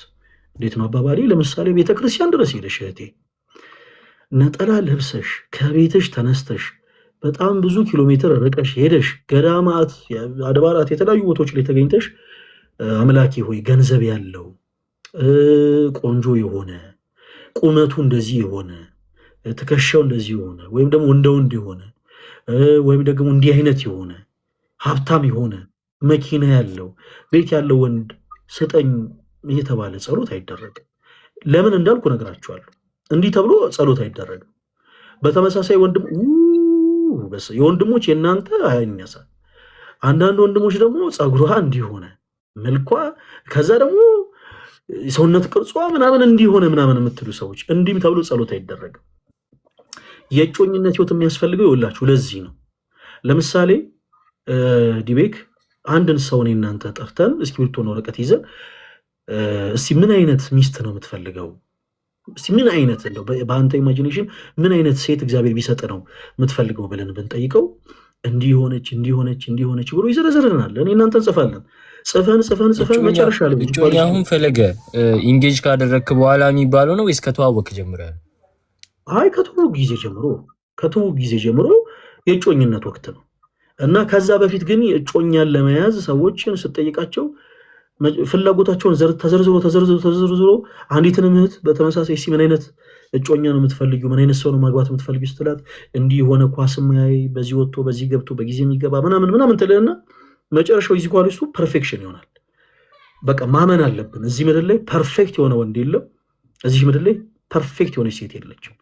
ለምሳሌ የእኔ እጮኛዬ እኔን በቃ ለትዳር እጩ አድርጋ ስትወስድ ፐርፌክት ሆኜ አይደለም ዲቤክ የወሰደች።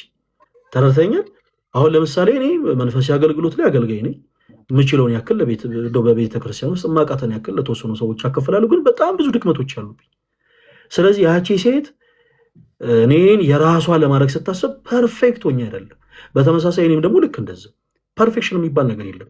የእጮኝነት ህይወት ጥቅሙ ምንድን ነው ስንል አንድ ወንድ ያቺን ለትዳር ያሰባትን ሴት በሚፈልግበት መንገድ ይቀርጻታል።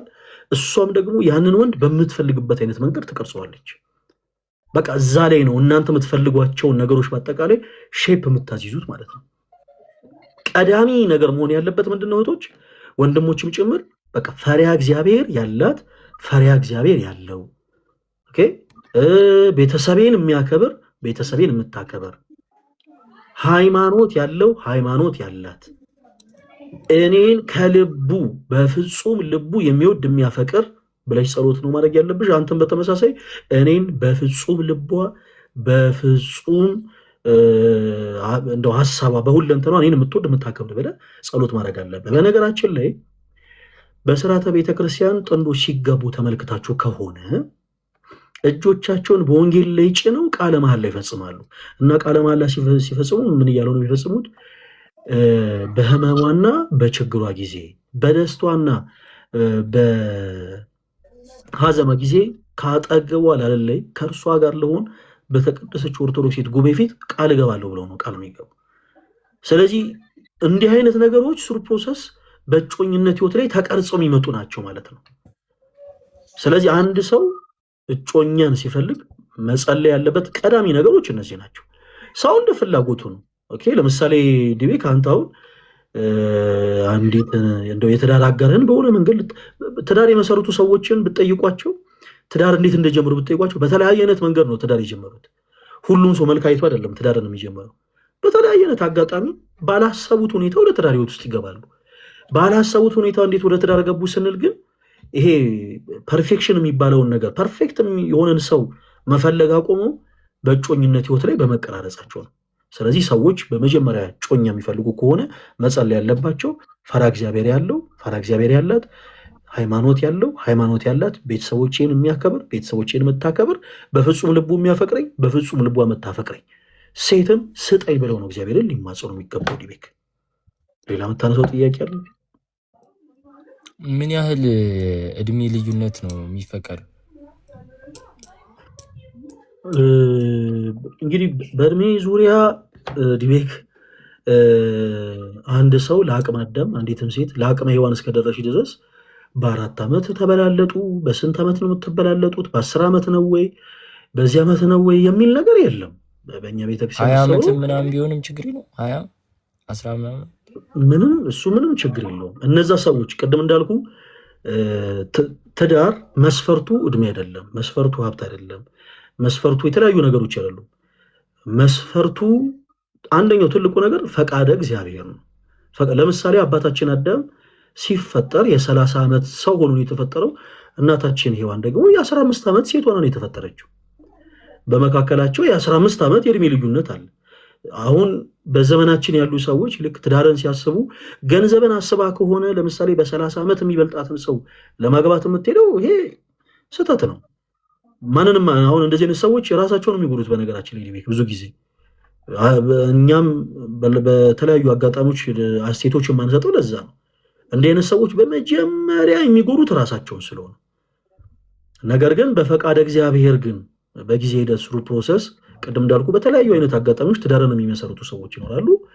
እነዚህ ሰዎች በ4 ዓመት ተበላለጡ፣ በ8 ዓመት ተበላለጡ። ይሄ ኢሹ ሆኖ አያውቅም። የቤተ ክርስቲያንም እንትኗ ሆኖ አያውቅም፣ ኢሹ ሆኖ አያውቅም። እንዲህ ነው በዚህ ማድረግ ያለባቸው ምናምን የሚባል ነገር የለም። ከመጡ ግን በፈቃድ እግዚአብሔር በስርዓተ ቤተክርስቲያን ደግሞ ትድራለች ማለት ነው ቅድስት ቤተክርስቲያን።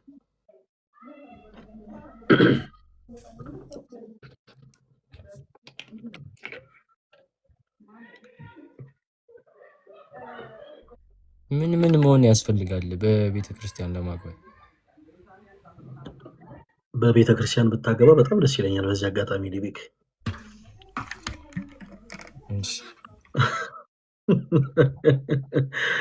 በስርዓተ ቤተክርስቲያን ለመገባት ምን ያስፈልጋል? ጥሩ ሀሳብ ነው ያነሳው። ይገርማል። እኛ ብዙ ጊዜ ትኩረት ሰጥተነው አናውቅም። ምናልባት እንዲህ አይነት ሀሳብ እኮ የሚያስቡ በጣም ብዙ ሰዎች ይኖራሉ እና ፈርተው ደግሞ የሚቀሩ ማለት ነው። በዚህ አጋጣሚ ሌሎችም ተያያዥ ጉዳዮችን ላንሳላችሁ። ያው በስርዓተ ቤተክርስቲያን ሰዎች ሲጋቡ ቅዱስ ቁርባን ይቀበላሉ እንደምታውቁትና ቅዱስ ቁርባን ለመቀበል የሚፈሩ በጣም ብዙ ሰዎች አሉ። በተለይ በወጣትነት እድሜ ላይ ሆነው ቅዱስ ቁርባን ለመቀበል በጣም የሚፈሩ ሰዎች አሉ። የኔ ተወዳጆች፣ በዚህ አጋጣሚ ሁላችሁም ቅዱስ ቁርባን መቀበል በነገራችን ላይ የእያንዳንዱ ክርስቲያን መንፈሳዊ ባህል ሊሆን ይገባል። ቅዱስ ቁርባን የምንቀበለው ቅዱስ ስለሆነን አይደለም። ዲቤኪ ቅዱስ ቁርባን የምንቀበለው ጻድቅ ስለሆንን ሳይሆን ቅዱስ ለመሆን ነው፣ ለመጽደቅ ነው ቅዱስ ቁርባን የምንቀበለው። በብዙ ሰዎች አይምሮ ያለው ግን ቅዱስ ቁርባን እንቀበል እስኪ ምናምን ሲባል እንኳን ቅዱስ ቁርባን እስኪ ቤተክርስቲያን ዛሬ ነጠላ ለብሰን እንሂድ ሲባል ይሄ ያላረለ እኔ እኮ ኃጢአተኛ ነኝ፣ እኔ በደለኛ ነኝ፣ እንዴት እንደዚህ ይሆናል የሚል መጥፎ የሆነ ጸጸት ስሜት ይሰማቸዋል። ስለዚህ እንዲህ አይነት ስሜት ከውስጥ ማውጣት ያስፈልጋል።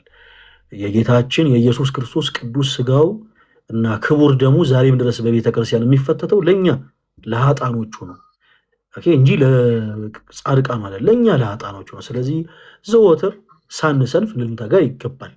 ዲቤክ ለምሳሌ ያንተ ቤተሰቦች ዘመዶች ሰርግ ቢጠሯችሁ፣ አንተና ቤተሰቦችን ሰርግ ቢጠሯችሁና እንደው ከስጋው ብሉ ሲሏችሁ አይ አንበላም፣ አይ እኛ በቃን ብትሉ ሰርግ ቦታ ድረስ ታገኝታችሁ ማለት ነው። አረ እሺ ከሚጠጣው ወይ ደግሞ ጠጡ፣ እንደው ባካችሁ ትንሽ ተጫወቱ ሲሉም ደግሞ አይ አንጠጣም ብላችሁ ብትቀመጡ እነዛ ዘመዶቻችሁ ይደሰታሉ? ድቤክ እንደው ለምሳሌ ያክል ከዱለቱም ሳንበላ ከዱለቱም ሳትበሉ ይደሰታሉ? አይደሰቱም አይደል? ቤተክርስቲያን ይወልድ ቤት የሰርግ ቦታ ነች። ኦኬ፣ ቤተክርስቲያን የሰርግ ቦታ ነች። ሙሽራው ክርስቶስ ኢየሱስ ነው።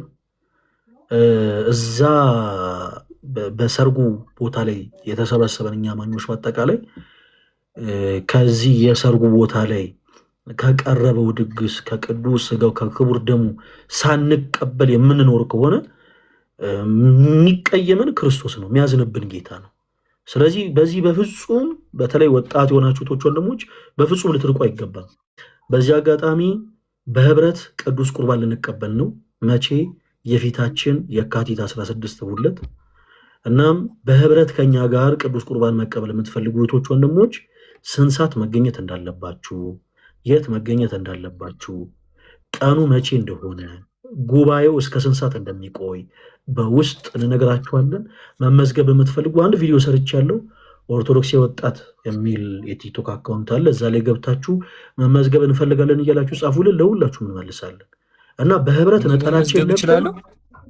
እኔ መመዝገብ ይችላል በደስታ ድሚክ በጣም በደስታ ደስ ይለኛል። እና በህብረት በንስሐ ሕይወት ተመላልሰን ራሳችን ለካህን አሳይተን ነጠላችን ለብሰን ቅዱስ ቁርባን ተቀብለን እንግዲህ ሰፊ ደግሞ ጉባኤ ይኖረናል እንደ እግዚአብሔር መልካም ፈቃድ። እና ከእንደዚህ አይነት ነገር አንድም ነገር ሊከለክላችሁ አይገባም የኔ ተወዳጆች። እና በስርዓተ ቤተክርስቲያን ለመገባት የሚያስፈልገው ምንድን ነው ወደሚለው ሀሳብ ስንመለስ የሚያስፈልገው ራሳችሁ ዝግጁ ማድረግ ነው የኔ ተወዳጆች። አሁን በዘመናችን ሰዎች እኔ በዓለም የተጋቡ ሰዎችን ለመውቀስ አይደለም፣ እውነት እግዚአብሔር በሚያውቀው ግን ብዙ ጊዜ ሰዎች ሰርጋቸውን ሊደምቅላቸው ሀይሎ ጋር ይባላል፣ አቧራው ጨሰ ይባላል። ከነ ዲቤክ ሰፈር 2 ሲኖትራክ አፈር ተጭኖ ሄደና እርገጠው የሆነ ቦታ ላይ ይባላል። ይገለበጣል። ከዛ እርገጠው ነው። አዎ ከዛ ጨሰ ነው። እና እኛ የቀደምንበት ትዳርና እግዚአብሔር የቀደመበት ትዳር ዲቤክ ይለያያል። አንዳንድ እግዚአብሔርን ማስቀደምን የመሰለ ነገር የለም።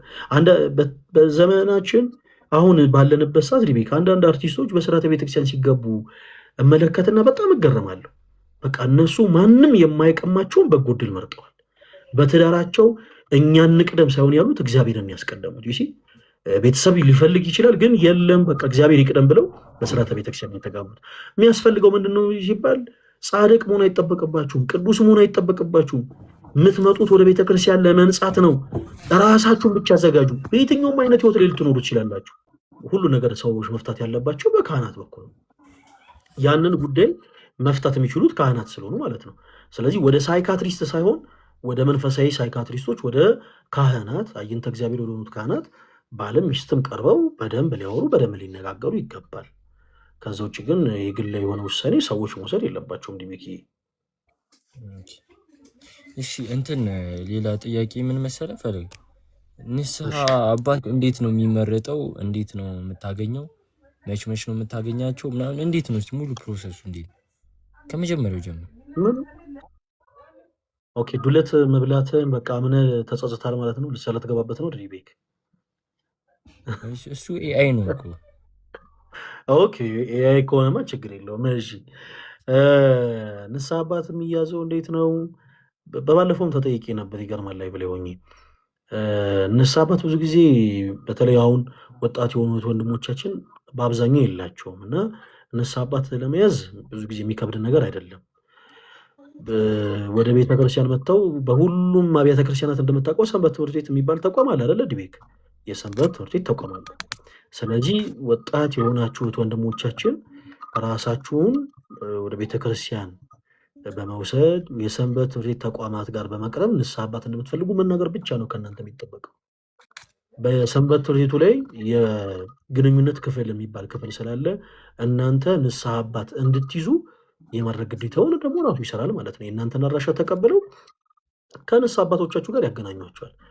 ከንስሐ አባቶቻችሁ ጋር ከተገናኛችሁ በኋላ ግን ቀደም እንዳልኩት አንድ ሰው ልክ ሰውነቱ ሲቆሽሽ ሰውነቱ ከብዶት ገላውን እንደሚታጠብ ሁሉ በነፍስ ድፋምነትም ደግሞ ስሜት ስንቆሽሽ ከነፍስ ድፋምነት ስሜት ለመንጻት ስንፈልግ ቶሎ ብለን ራሳችን ለካህን ልናሳ ይገባል። ንስሐ ልንገባ ይገባል። ካህናት አባቶቻችንን በየዚህ ጊዜ ነው ማግኘት ያለብን የሚልም ደግሞ ነገር የለም። እናንተ በፈለጋችሁት አጋጣሚ አባቶቻችሁ ልታገኙ ትችላላችሁ። እሱ ችግር የለውም።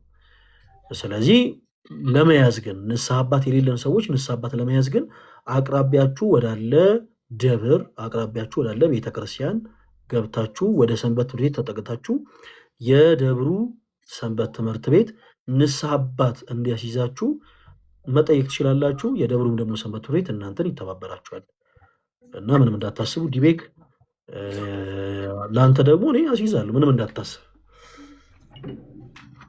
እሺ እንዴት አሁን አንድ ንስሐ አባት አንተን ብቻ ነው አንተ ብቻ ነው የንስሐ ልጁ የምትሆነው ወይስ ብዙ ሰዎችን መያዝ ይችላል? ብዙ ሰዎችን መያዝ ይችላል። ብዙ ሰዎችን ንስሐ አባቶቻችን የብዙ ሰዎች ንስሐ አባት ይሆናሉ። አባትነታቸው የሁላችንም ስለሆነ ማለት ነው እና ያው ከእነሱ የምናገኘውን መንፈሳዊ የሆነ በረከት ደግሞ ያው እንሳተፋለን ከሱታፊው ማለት ነው። ሄደን መሳተፍ ካለብን ነገር እንሳተፋለን። ንስሐ መግባት ሲኖርብን ንስሐ እንገባለን። የተለያዩ ነገሮች ሲጨንቁንም ደግሞ ሄደን እናማክራለን። የንስሐ አባት በነገራችን ላይ ቀላል ነገር አይደለም የኔ ተወዳጆች። ንስሐ አባት ሁሉም ክርስቲያን ሊኖር ይገባል። ልክ በግ ያለ እረኛ ዴንጀር ላይ እንደሆነ ሁሉ አንድም ክርስቲያን ያለ ንስሐ አባት በጣም ዴንጀር የሆነ ኤሪያ ላይ ነው የሚሆነው። ስለዚህ ንስሐ አባት ያስፈልጋል።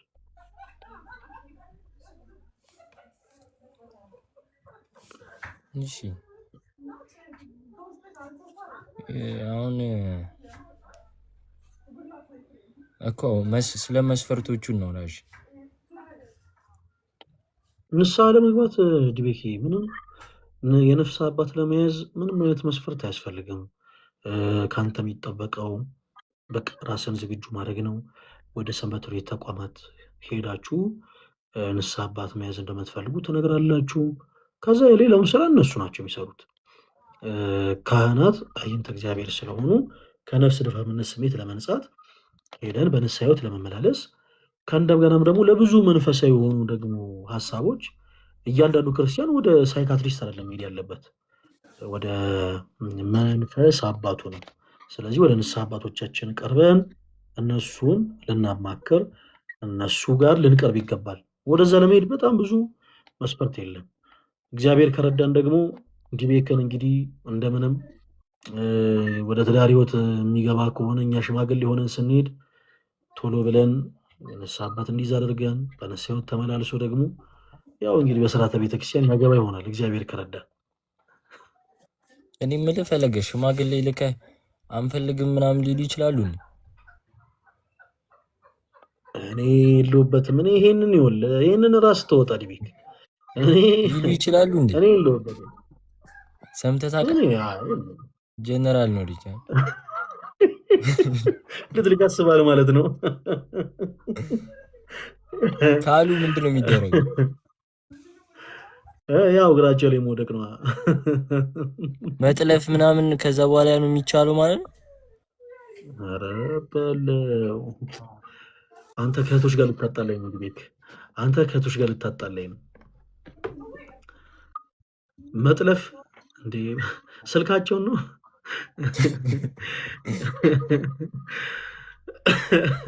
አንተ ልትልክ ካሰብክ እኛ ወንድሞችን እንሄዳለን እንዳታስብ። ለማግባት ካሰብክ በጣም ትዳር የተባረከ ነገር ነው ዲቤኬ። እግዚአብሔር ከረዳህና ወደ ትዳር ሕይወት ውስጥ ከገባህ እኔ በጣም እቀናለሁ ትዳር ባላቸው ሰዎች ብታይ፣ በእውነት ነው የምልህ። እና ትዳር በጣም መልካም ነገር ነው። ወደዛ ሕይወት ደግሞ መግባት ይኖርብሃል። ይሄ አመራርነቱ ራሱ ትዳር ባለው ሰው ላይ ያምራል። አሁን ትልልቅ የምትላቸው መሪዎች እስያቸው ቀዳማዊት እመቤት አለች። እንደውም አሁን እኔ ትግሉ ላይ ብታካትተው እያንዳንዱ መሪ ቀዳማዊት እመቤት አለች አውራ የምትጠራ በጎ የሆኑ ነገሮች የሰማችሁ ነው አይደል? ስሙ እሺ፣ ቀጥይ። ስለዚህ አመራርነት እንዳለ ሆኖ አመራርነት ሳይነካ ቀዳማዊት እመቤት ታስፈልጋለች። የግድ ነው።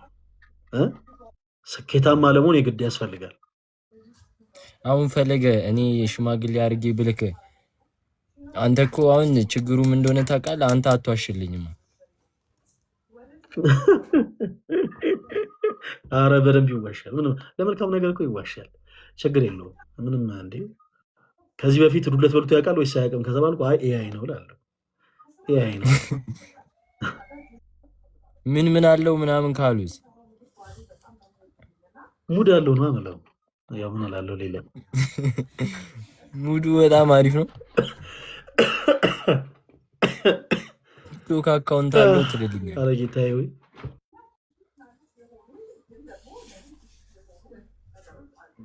ኮፒ ሊንክ አድርጉልኝ እናንተ ሰዎች።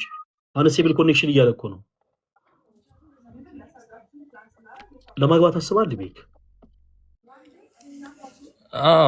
እንትን ነበርና የሆነ ጊዜ እንትን ታስሬ ነበርና ለአንድ ወር ከምናምን እና ያኔ እዛ ውስጡኝ እኩዮቼ ምናምን ልጆቻቸውን ምናምን አይተው ሚስቶቻቸውን አይተው ምናምን ሲመጡ ያኔ ቀና ነበር ታውቃለህ።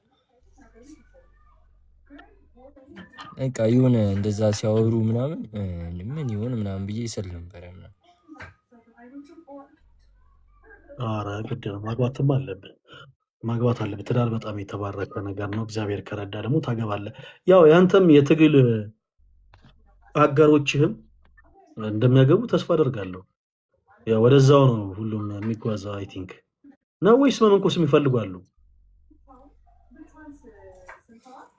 እኔ እንጃ። እኔ እኮ አሁን እኮ እረፍት ላይ ነኝ እኮ አሁን የሥራ ወሬ። ዳኒ የእናንተ ምንድን ነው? ጥያቄያችን ከጨረስን እስኪ ልጠይቅ በእናትህ ዳኒ፣ የእናንተ የማህበራችሁ ምንድን ነው? ዳኒ እንትን ነበረ፣ ኮማንደር ነበረ። ሰሞኑን በነበረው ሽግሽግ ጠቅላይ ኤታማዦር ሹም አድርጌዋለሁ። እሱም እየተፈተነ ነው ባይዘው በግሉ በእውነት ሁለት ሴቶች ስሙን ለማጥፋት እየሞከሩ ነው እዚህ ሶሻል ሚዲያ ላይ እናስታርቃለን፣ እኛ እናስታርቃለን። ብዙ ጊዜ ሰዎች አንዳንዴ እንደው ባለመግባባት ያው ይጋጫሉ፣ እኛ ደግሞ እርቅ እናወርዳለን። እግዚአብሔር በረዳን መጠን ሰላም ለማውረድ ለማስታረቅ እንሞክራለን። ኢታማጆር ሹም ደስ ይላል። እና ዲቤኪ በጣም በጣም በጣም ነው የምንወድህ። በዚህ አጋጣሚ በጣም ነው የምንወድህ። ዛሬ ታይም ወስደ ጊዜ ወስደ አንተን የሚከተሉ ሰዎች በሶሻል ሚዲያ ላይ የሚከተሉ ሰዎችንም ጭምር ይዘ እንደ አንዳንድ ነገሮችን ከቤተክርስቲያን አንግል ለመጠየቅ ለመረዳት ስለመጣ እጅግ በጣም አድርገን ነው የምናመሰግነው። በጣም ነው የምንወድህ፣ በጣም ነው የምናከብርህ። አይሆፕ በሌሎች ደግሞ ያው ዛሬ ያነሳቸው ሀሳቦች በአጠቃላይ ህይወት ተኮር የሆኑና መንፈሳዊ ህይወት ነክ የሆኑ ናቸው። ሰላም፣ አረ ችግር የለው። እንዴት አለሽ? ወሬ ላይ ናችሁ? ስለ ትዳር እየነገረኝ ነው። እሺ መስማት ፈልጋለሁ።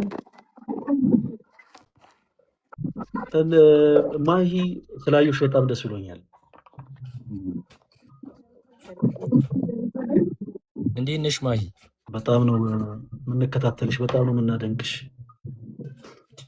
ስለ እጮኝነት እና ስለ ትዳር ህይወት ምናምን እያወራ ነበር።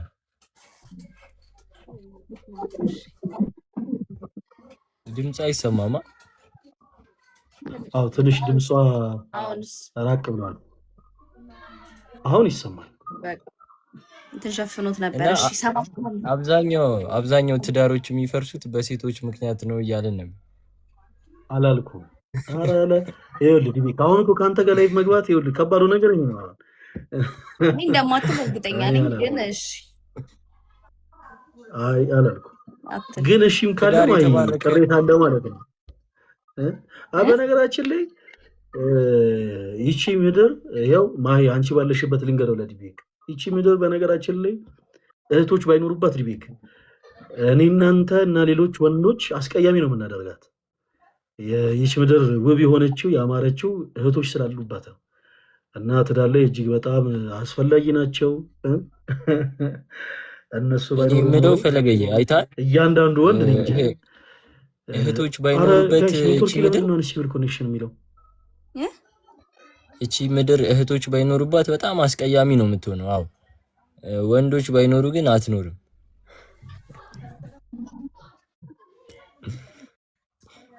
ማሂ ለትንሽ ፈለገ ስላለ በጣም ዋትያ አይ አለ ምን እያልሽ ነበረ ማሂ?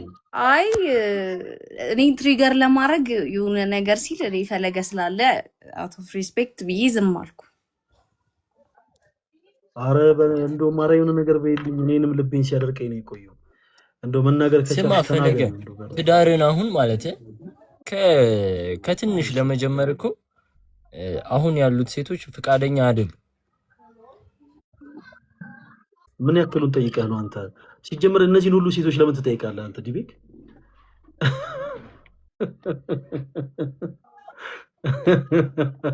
እና እሺ ወንዶቹንም ሴቶችንም እንድትመክረን በቃ ትዳር ዋናው መፈቃቀዱ ነው ምናምን የሚለውን ነገር የተወሰነ ነገር እንድትነግረን ብዬ።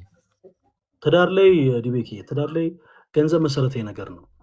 ገንዘብ ባይኖርም ችግር የለውም የሚባል ነገር የለም። እኔ አሁን ለምሳሌ ሴት ልጅ በወልድ እና ለሴት ልጅ ሽማግሌ ተልኮ ያ ወንድ የሚሰራው ነገር ከሌለው እሷን ማስተዳደር ካልቻለ እኔ ሴት ልጅን አሳልፌ አልሰጥም። እና አሁንም መረዳት ያለብን ያንን ነው። ሁሉም ቤተሰብ ለልጆቻቸው ዋጋ ከፍለው ነው ልጆቻቸውን ያሳድጉት። ፍቅር ጥሩ ነው፣ አዎ መልካም። ነገር ግን አንድ ወንድ አንዲትን ሴት የሚወደውን ያክል ደግሞ ያቺንም ሴት በዛው ልክ የራሱ ለማድረግ መጣር አለበት። በደንብ ራሱን አብዴት ማድረግ አለበት። መስራት፣ መለወጥ፣ ማደግ አለበት። እንዲህ ሲባል ግን ተቀምጦ መብላት ደግሞ የሴት ድርሻ ነው ማለት አይደለም። እህቶችም በተመሳሳይ የራሳቸውን ደግሞ አስተዋጽኦ ማበርከት አለባቸው። ልክ አይን የአፍንጫን ስራ ይሰራል፣ አፍንጫም ደግሞ የአይን ስራ ይሰራል። የአይን ስራ መመልከት ነው፣ የአፍንጫ ስራ ደግሞ ማሽተት ነው። አይን ተመልክቶ መበላሸቱን ያላወቀውን ምግብና እህል አፍንጫ ጋር አቅርበህ አሽትተኸው ትረዳለህ እንደተበላሽ። ስለዚህ በትዳር ህይወት ላይ ባልና ሚስት ድርሻቸው ልክ ነው። እንደዛ ነው። ወንዶችም እኔ ገንዘብ የለኝም ግን በዘመናችን ያሉ ሴቶች በቃ ገንዘብ ነው መስፈርታቸው ማለት የለባቸውም። እንዲህ ስንል ግን የአብዛኛው እህቶች ደግሞ አቋምም ትክክል ነው እያለን አይደለም። ለትዳር መኪና ያለው ቤት ያለው እንትን ያለው ይሄን ያክል ገንዘብ ያለው ምናምን ማለታቸው ትክክል ነው እያልኩ አይደለም። ዲቤኪ ያው ማይን እና መቋቋሚያ ግን ሊኖር ይገባል። ትዳርን ሲጀመር ፍላጎት አለ፣ እኔ ያለኝ ፍላጎት አለ፣ ከዛ ደግሞ ማገባት ሴት ያላት ፍላጎት አለ። ይህን ፍላጎታችን አሟልተን ህይወት ልንጀምር ይገባል። ከዛ ውጭ ግን የተጋነነ ምኞትም ጥሩ አይደለም። እህቶቻችን እንዲህ አይነት ነገር የሚያደርጉ ካሉ ስህተት ነው። እንደው በአግባቡ ግን አይ እንደው እንዲያስተዳድረኝ የራሱ ስራ ሊኖረው ይገባል የምትለው ሴት ካለች ግን ትክክል ነች። ምክንያቱም ከዛ በኋላ ስንት ነገር አለ፣ ቤት ኪራይ አለ፣ አስቤዛ አለ፣ እወድሻለሁ፣ አፈቅርሻለሁ፣ ቁርስ ምሳራት አይው እንዲቤክ ትዳር ምንና አይደለ ማይ ብቻ ነች እንዲህ ነው የምትለው ዲቤክ። አንተ ሰልጣንህ የምናገረው ንግግር አይ ገብቶኛል። እንትንስ አሁን ለምሳሌ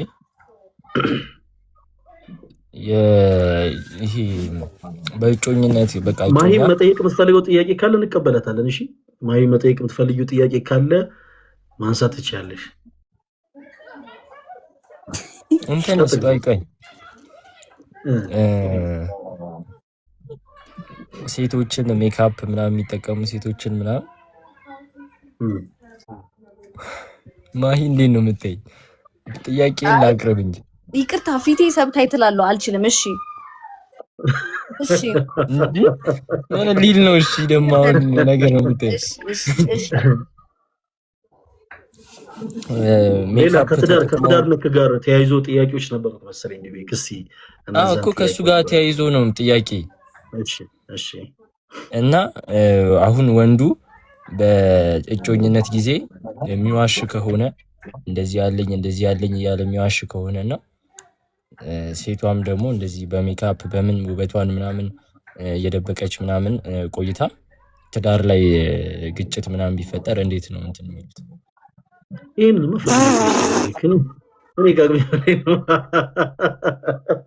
እንደ ወጣው አይደለም ባይዘው ጥያቄው አይምሮ ላይ ሴንስ ሰጥቶኝ ነበር መጀመሪያ። እንደ ወጣው አይደለም ይሄንን ፍርድ ቤት ይወስናል እንዴ? ምክንያቱም ሁለቱም ተበድለናል ብለው የሚያስቡ ከሆነ መወሰን ያለበት ፍርድ ቤት ብቻ ነው። እኔን አታጠናም እንዴ በእናትህ ዲቤክ።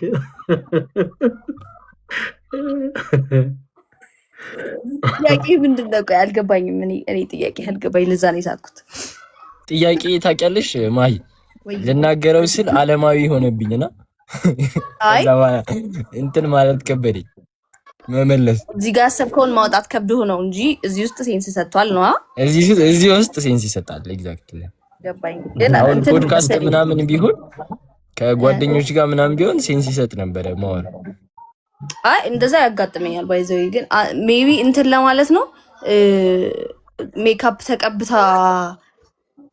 ጠብሳት ከዛ በኋላ ቤት ከገባች በኋላ ያ ነገር ካልቀጠለ እንደተዋሸህ ነገር ይሰማሃል ነው። እንደዛማ ከሆነ እኮ ይሄ ሜካፕ አይደለም፣ ይሄ ማስክ ነው ማለት ነው።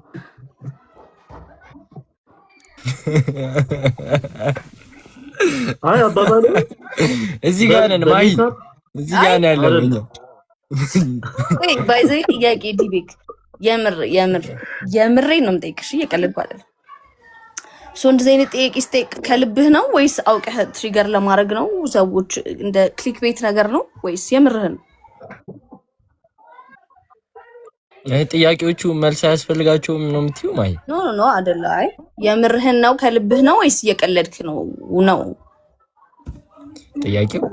አዎ እንዴት መሰለች፣ አሁን እሱን ጥያቄ ሳይመለስልኝ እየከነከነኝ ነው እየኖርኩ ያለሁት ማለት አልችልም፣ ግን ቢጠየቁም ደስ ይለኛል። ለአቅመ ጥያቄ አልደረሱማ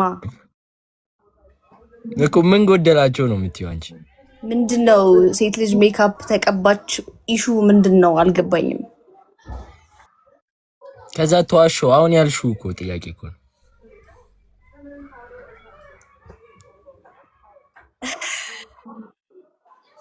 ከዛ እሱ ነገር ከተወች ምናልባት ከትዳር ጋር ተያይዞ ሌላ ማንሳት የምትፈልጉት ጥያቄ ካለ እኔ ልቀበል፣ ካልሆነ ግን ሁለታችሁ ጥሩ ስለተያያዛችሁ እኔ ላምልጥ። አታምልጥ፣ ታስፈልገናል። ሚዲዬተር ያስፈልገናል። እሺ ሌላ ጥያቄ እንጠይቅን። እያቋርጬ ነው እኔ ነኝ። ችግር የለውም። አንቺ ማንሳት የምትፈልጊው ነገር ካለ ማንሳት ትችያለሽ። አይ ሁሌ ሜካፕ የተቀባች ሴት ምናምን እንደዚህ ከዚህ በፊትም ሲነሳ ሰምቼ አውቃለሁ። የምሬ ነው። አይ ይቀልቃል ሳይቅ ሲሪየስሊ እኮ ሜካፕ የተቀባች ሴት ምናምን ዋሸች። ሲጀመር ሜካፕ ኤቭሪዴይ ልትቀባ የምችልበት ሀገርም ላይ አይደለም ያለ ነው። እውነት ለመናገር አፎርድም አታደርግም ኤቭሪዴይ ለመቀባት። ከዛ ሜካፕ ተዋሽቻለሁ ብለህ ካሰብክ በእናንተም ሳይድ የምትዋሹት ነገር አለ። ሁላችንም የምንዋሸው ነገር አለ። ሜካፕ እንደውም የሚታጠብ ነገር ነው አይደለም? ከአፍ የሚወጣ ስንት የሚዋሽ ነገር አለ አይደለም? ከስንት ሰው ጋር ሪሌሽንሺፕ ውስጥ እንደነበርክ መዋሸት፣ ስለ ፐርሰናሊቲ ስለ ማንነት ያልሆን ከሆነ መቅረብ ከወንድም ከሴትም ሳይድ ማለት ነው። ስንት ይሄ ሰብስታንስ ያለው ውሸት አለ። ሜካፕ እንደውም ኢትስ ኦኬ ስትታጠብ ታያታለህ። ሁሌ ሜካፕ ተቀብታ ወላ ልታደርግ ትንሽዬ ውሸት ነው ችግር የለውም ይታለፍ ይላል። እንደዛ አይደለም፣ እንደዛ ሳይሆን ይሄ ሰብስታንስ ያለው ነገር አይደለም። ሜካፕን አንስቶ ሜካፕ ዋሸችኝ ምናምን የምትለው ነገር አይደለም። እንዴት ቢሆን መሰለ ሴንስ የሚሰጠው በሶሻል ሚዲያ ተዋውቃት ኦር ዴቲንግ አፕ ዋቴቨር ተዋውቃት በዛ በሜካፕ አይታት ወደሃት ስትመጣ ያቺ ካልሆነች ዳትስ ፕሮብለም እንጂ ዴይ ቱ ዴይ ላይፍ ላይ አንተ የምር ሴት ፓርትነር ሪሌሽንሺፕ ውስጥ ያለች ወደ ዓለማዊ ላይፍ አምጥተህ ነው እንትን ሲሆን ለምሳሌ እንዴት መሰለሽ አሁን 10 ከ10 ነች ብለህ አንተ አይተሃት ምናምን ከዛ በኋላ 10 ከ10 አይነት ትሪትመንቶችን አድርገሽ ምናምን ከዛ የሚመጣልሽ 3 ከ10 ሲሆን ይቀር ይላል። ፈለገ አሁን እዚህ ጋር ከዚህ በፊትም ላስት ታይም ተጨቃጭቀናል። በዚህ ጉዳይ ተጨቃጭቀናል ሳይሆን ተወያይተናል። እኔ ፐርሰናሊ ሰው ልጅ ላይ ቁጥር ማስቀመጥ ተገቢ ነው ብዬ አላስብም። እንትና 3 ከ10 ነው እንትና 7 ከ10 ነው። ማነህ አንተ ደረጃ ውጪ ያረገ? ይሄ እኮ ፍጡር እኮ በወንዶችም እኮ አለ ይሄ ስኬል እኮ በማንም ማለት የለብህም። የኔ ምርጫ እኔ የምወደው ቀይ ነው፣ ጥቁር ነው፣ ረጅም ነው እንደዚህ ነው እንጂ የሚባለው 3 ከ10 7 ከ10 who are you to say that? ገባ? የሆነ ቁንጅና ውድድር ልታወዳድር ሄደህ ተሰጠ መስፈርት ተሰጥቶ እሱን ፖይንት እያረክ ከሆነ እሺ እንጂ ስለዚህ ሁሉም ሰው 10 ከ10 ነው ማለት እንችላለን ማለት ነው ማይ አንደኛ በሰውነቱ የስ ሁለተኛ ደግሞ ማለት ነው በጣም ሱፐርፊሻል እንዳይመስል እኔ ፕሪፈረንሴ የምወደው ቀይ ረጅም እንደዚህ አይነት ሴት ናት። ያንተ ፕሪፈረንስ ስላልሆነች ብቻ ደዝ ሜከር 3 ከ10 ናት ምናምን አይባልም። ይሄ ፐርሰናል ለኔ አያስደርጋትም ግን ስለዚህ እኔ አሁን ለምሳሌ ቀይ ሴት የምወድ ከሆነ ጥቁር ሴት ከመጣችልኝ ለኔ ስኬሉ ያንሳል። ለሆነ ሰው እኮ 10 ከ10 ልትሆን ትችላለች። የሆነ ነገር ልንገር፣ አንድ ማዕድ ላይ ዱባ ወጥና ክትፎ ቀረበልህ። ዱባ ወጥ አትወድ። ዱባ ወጡን በዱለት መቀየር ይችላል ማለት ትችላለህ። ዱባውን ተውና ዱለትን በልተህ አትሄድም? ምን ስለ ዱባው አስወራ አለ እኮ ፊት ለፊት እኮ አስተያየት አትወድማ። ለምንድን ነው ያልበላኸኝ እያለ ከሆነስ እሺ አስክ ፎር ኢት እንደዛ ከሆነ ኖ ከማን አውቀህ ወይ አውት እየፈለክ ነው እንጂ ማለት ነው። ማይመች ነገር ከሆነ ይጎ ወይ ራስን ሪሙቭ ታደርጋለህ ከዛ ሲቹዌሽን አለቀ እንጂ እኔ ፐርሰናሊ ሎንግ ላስቲንግ ኢፌክት አለው ሰው ልጅ 3 ከ10 ነው ምናምን እያሉ ቁጥር ማውጣት ለሰው ለምን ኢንሴኩሪቲ እንትን ትሆናለህ አንተ? ለምን እኔ እንድሸማቀቅ ታደርገኛለህ? ተሰብስቦ የሆነ ካፕል ኦፍ ግሩፕ ኦፍ ፒፕል 3 ነሽ ብለውኝ ለምን እኔ ኢንሴኩሪቲ እንዴት መሰልሽ ማሂ ልክ ነሽ እኮ ግን አሁን ለምሳሌ ሁሉም ሰው 10 ከ10 ነው ብለን እናስበው። ከዛ በኋላ ለምሳሌ ፖቴንሻል ያለው ማይማር ከሆነ የሆነ ኳሊቲ ይቀንስበታል። ንጽህናውን ማይጠብቅ ከሆነ የሆነ ኳሊቲ ይቀንስበታል። የሆነ ቦታ ማይውል ከሆነ እንደዚህ ይቀንስበታል። የሆኑ ነገሮች የሚጠቀም ከሆነ እንደዛ እየቀነሰበት ባለው ስታተስ እኮ ነው ቁጥራዊ ስኬል የተሰጠው የሰው ልጅ አይደለም እንደዛ እኮ ሶሳይታል ላይ ባለው ይሄ ሶሻሊ ያወጣናቸው ህጎች ናቸው እንደዛ እንድናረግ ያደረገን እንጂ እኔ ልክ ነው ብዬ አላምንም። ይሄ የኔ ኦፒኒየን ነው። ባይዘው አንተ አሁንም ሬት አደርጋለሁ ካልክ ቀጥልበት። እኔ ግን እንደ ሴት የሚገባኝ ነገር ወንዶች ተሰብስበው እንደዚህ አይነት ሴት ምናምን ሲሉ ያልሆነችውን አይነት ሴት ባይ ዲፎልት ኢንሴኪዩር ያደርጋታል። ያ ደግሞ ፌር ነው ብዬ አላስብም። ልክ አሁን የሆነ አይነት ወንድ በሁለቱም በኩል እኮ ነው። ለወንዶችም እንደዚህ ትላላችሁ። ገንዘብ የሌለው ወንድ እንትን ያለ ወንድ አንወድም ሲባል ፌር ነው ብዬ አላስብም። ኦር በመልክ አንተ ግን እኮ ላይፍ ፌር አይደለችም ማሂ። ላይፍ ፌር ነች እንዴ? አይደለችም። ላይፍ እኮ ፌር አይደለችም። የሆነ ሰዓት እኮ አንቺ እየሄድሽ እኮ የሆነ ሰው ማጅራትሽን መጥቶሽ ያለሽን ነገር ይወስድብሻል አይደል? ፌር አይደለም። ግን በጨለማ ስለሄድሽ የራስሽ ነገር ነው ምናምን ይባላል እንጂ ላይፍ ፌር አይደለችም። ሲወለድ ሙሉ ሰውነት ሳይሰጥ የተወለደ ሰው አለ ምናምን አለ። ብዙ ነገሮች ፌር አይደሉም። በዛ ምክንያት የምታጫቸው ነገሮች ይኖራሉ። ላይፍ ፌር አይደለችም። ስለዚህ እኛም አሁን እንደኔም ራሱ አሁን እኔ ብዙ መስፈርቶች ላይ ሪጀክት የምደረግባቸው ነገሮች አሉ። ላይፍ ፌር አይደለችም ለኔ፣ ሌላም ሰው ላይም ፌር አይደለም። ለሁላችንም ፌር ካልሆነ ደግሞ ፌር ነው ማለት አንችል። በቃ እኔ የምትፈልግበት ቦታ ለምን አትሄድም? እኔ የሚሄደው የሚፈልገኝ ሰው ጋር ነው። ገባ?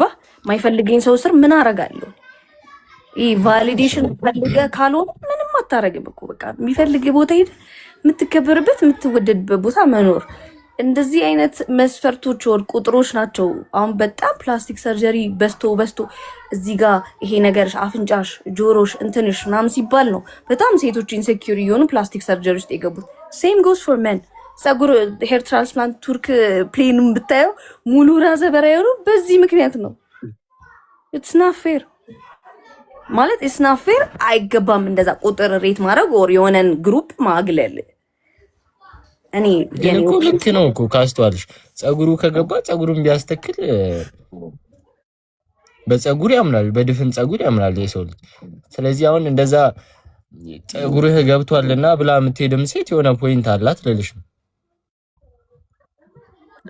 ፈለገኝ ይሄን ርዕስ በቃ ዘጋ ነው። ይሄን ርዕስ ተወቅ። አይ ችግር የለውም። እናንተ ጥሩ እኮ ነው ያዛችሁት። ይሄ መጥፎ የሆነ ነገር አይደለም። በነገራችን ላይ ጥሩ ሀሳብ ነው እና አሁን ያው በደንብ ደግሞ ቀስ ብላችሁ ደግሞ ብትግባቡ ጥሩ ነው። ግን ሰው ከቀረጸው ደግሞ ፕሮጀክት ደግሞ ብትወጡ ጥሩ ነው። አረ ትግባባላችሁ። ማይ ፎሎ አድርጌልሻለሁ። እሺ በጣም ጎበዝ ሴት ነች እና ፎሎ አድርጌያታለሁ። ዲቤክ እንዳንተ እሷ ነው እሷ ደግሞ የሴቶች ጉዳይ መሪ ሆናለች ማለት ነው። አረ እኔ ማህደር ጉዳይ ነው የሚቀረው። ማህደር ከስር ሁና ነው የምታጠቀው። የቦት ስልጣን አፈልግ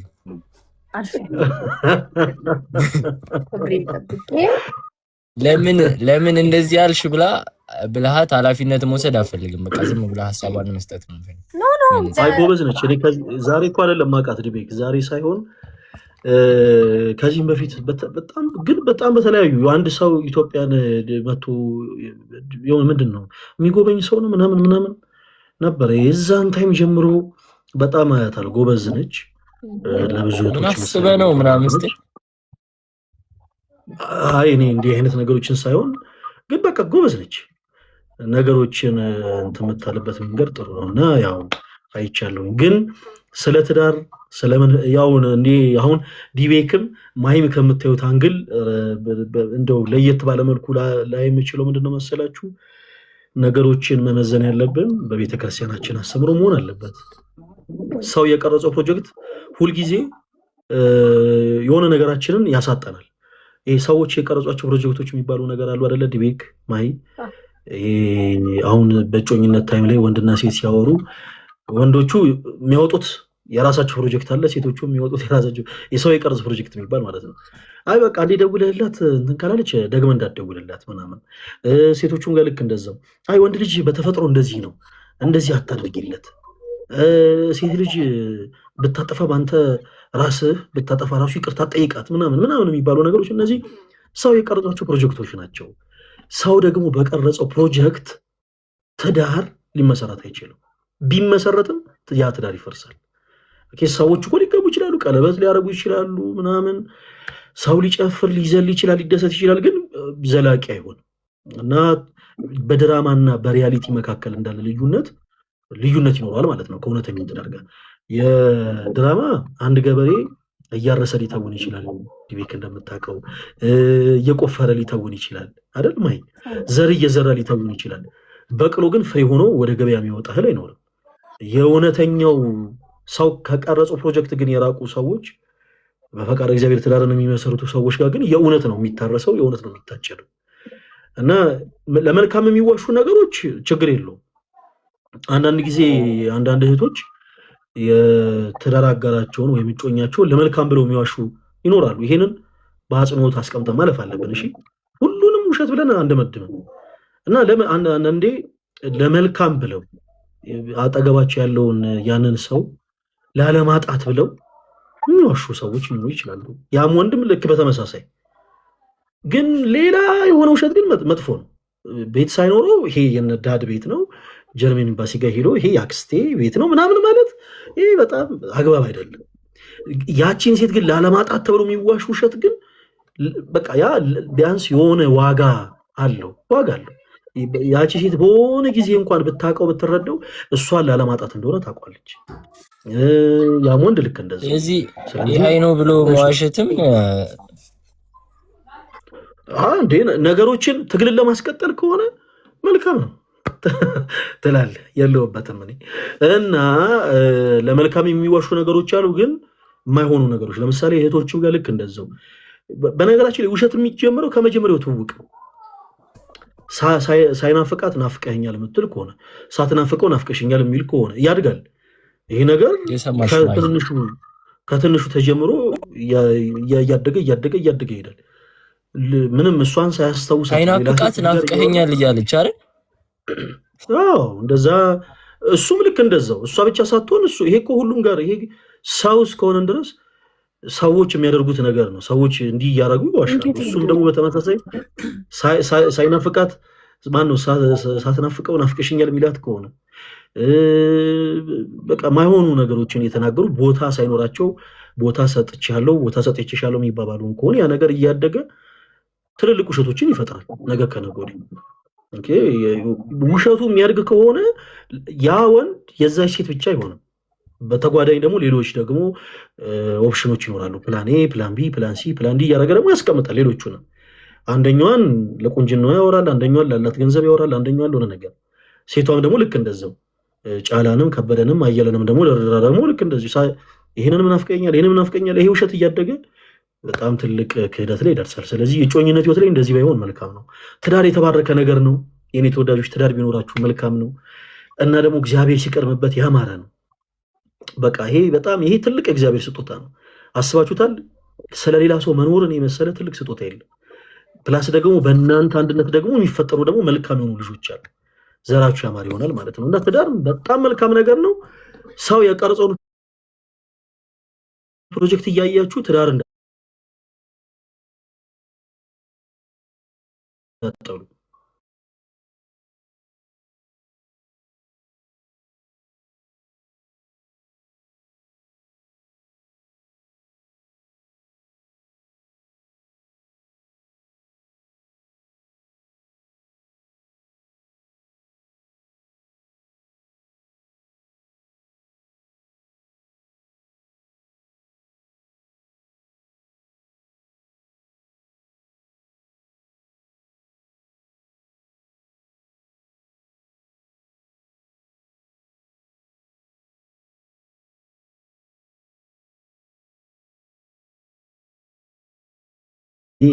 እናንተ ቀጥሉ። ሌላ ጥያቄ አለኝ። አንድ እሺ፣ ምንድን ነው ጥያቄ?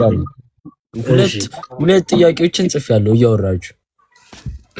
እሺ፣ ማሂም ካለሽ ግን አፈናናታል። ማሂ ጥያቄ ካላት እኔ ችግር የለውም ካለኝ እናገራለሁ። እሺ። ቅድም ሲለው ስለነበረው ጥያቄ ነው አይኖርሽም?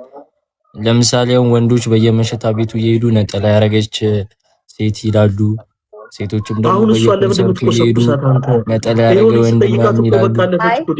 አንተ ያለን ጥያቄ እስማማለሁ። እንደውም ፈለገ የሆነ ሰው አይ ቲንክ ብቻ የቤተክርስቲያን ሰው መሰለኝ የሆነ ጊዜ እንደዚህ ስለ ሪሌሽንሽፕ ሲወራ በቃ እንደዚህ አይነት ሰው ነው የምፈልገው ምናምን እያለች ስታወራው እንደዚህ አይነት ሰው ነው ብለሽ የምፈልገው ብለሽ የጻፍሽውን ነገር ሁሉ አንቺ ሁኙ መጀመሪያ ከዛ በኋላ ያ ሰው ወደ አንቺ ይመጣል ብሎ ሲመክራት ይለኛል። ሰው ፈለገ ያለውን ነገር ይገባኛል ለማለት ነው።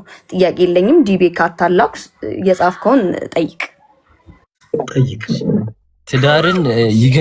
ትዳርን ይገላል የምትላቸውን በቃ 3 ነገሮች እስቲ። 3 ባላስታውስም ግን ማስታወሳቸውን ነገሮች ልንገርህ ዲቤክ። ትዳርን ሊያፈርስ የሚችለው ነገር ቅድም ሳነሳ ነበረ። አንደኛው በመዋደድ ሰበብ መከባበርን ማጣት ነው። የትዳር ህይወት ማለት ባልና ሚስት ጎዶሏቸው መዋደድ ሰበብ ማለት ልመጣለሁ። ትዳር ማለት ሰዎች ይወለ 2 አካላት አንድ አካል የሚሆኑበት ሚስጥር ነው። ሲቀጥል ደግሞ በቃ ገመናቸውን የሚሸፋፈኑበት፣ ሚስት የባሏን ባል የሚስቱን ገመና የሚሸፍኑበት ህይወት ነው። ጎዶሎ መሙላት ማለት ነው። ኦኬ ባል የማይችለውን ነገር ሚስት የምትሞላበት፣ ሚስት የማትችለውን ነገር ባል የሚሞላበት ህይወት ነው። አንድ ቤተክርስቲያን በጣም የተወደዱ ቀሲስ አሸናፊ የሚባሉ አባት የተናገሩት ምሳሌ ልንገራችሁ። ማይና ዲቢክ እሳቸው አንድ ሰዓት ወጣቶችን ሲያስተምሩ ማነሱ መሰላችሁ? ሚስቴ ድክመት አለባት አሉ። ምንድነው ያ ድክመት? ሁልጊዜ ሂሳብ ለመክፈል ምግብ ቤት ሊሆን ይችላል፣ የሆነ ቦታ ላይ ሂሳብ ለመክፈል ቦርሷን ትከፍትና ትረሷለች። እና እኔ በሳጭለሁ። በቃ ቦርሷን ከፍታ አትዘጋውም። ወደ ቤት ስትገባም ደግሞ መኪና ከፍታ ሳትዘጋ ልትገባ ትችላለች። በሳጭ ነበር። እኔም ደግሞ አገልግሎት ሊሆን ይችላል፣ የሆነ ቦታ ልክ ስወጣ አንድ ሸሚዝ ለመልበስ ቁምሳጥን ሙሉ ልብሴን አውጥቼ በአጠቃላይ አልጋ ላይ አውጥቼ ዘረጋግፌ አንዱን ለብሼ እወጣለሁ፣ አስተካክዬ ሳልመልስ። ለካ እኔና እሷ የተጋባ ነው። እኔ ልብሴን አበላሽቼ ሲሄድ አጣጥፋ ልታስቀምጥ፣ እሷም ደግሞ ቦርሷን ከፍታ ስትረሳ ቦርሷ ልዘጋላት ነው። ያው እንደው በቦርሳና በልብስ ተመሰለ እንጂ ጉዳዩ በአጭሩ የትዳርም ትርጉሙ ይሄ ነው። በቃ የባልን ድክመት ሚስት ልትሸፍን፣ የሚስትን ድክመት ደግሞ ባል ይሸፍን። ይሄ ህይወት ደግሞ የሚኖረው ደግሞ በመዋደድና በመፈቃቀር ላይ ተመስርቶ ነው። ቅድም እንዳልኩት በቤተክርስቲያናችን ሰዎች በስርዓተ ቤተክርስቲያን ሲጋቡ እጆቻቸውን በወንጌል ላይ ጭነው የሚሉት ቃል አለ። እኔ እገሊትን የህግ ሚስት አድርጌ ወድጄ ፈቅጄ ተቀብያታለሁ።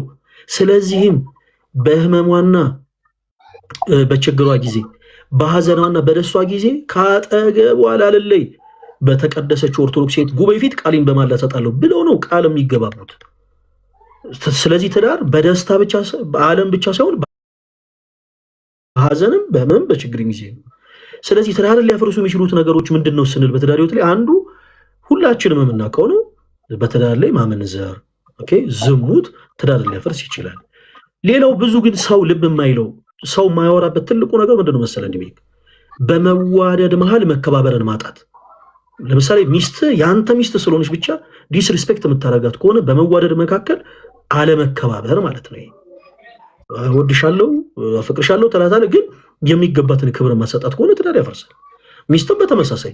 አሁን ብዙ ጊዜ በጣም ብዙ ሰው በእጮኝነት ታይም ላይ አለመግባባት ላይ የሚደርሰው ለዛ ነው።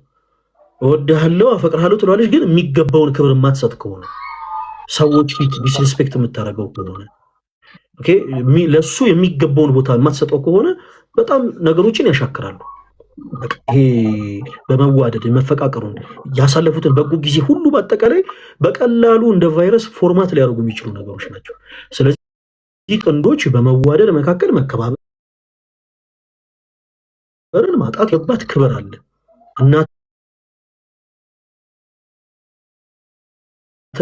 ሚስትነት ማለት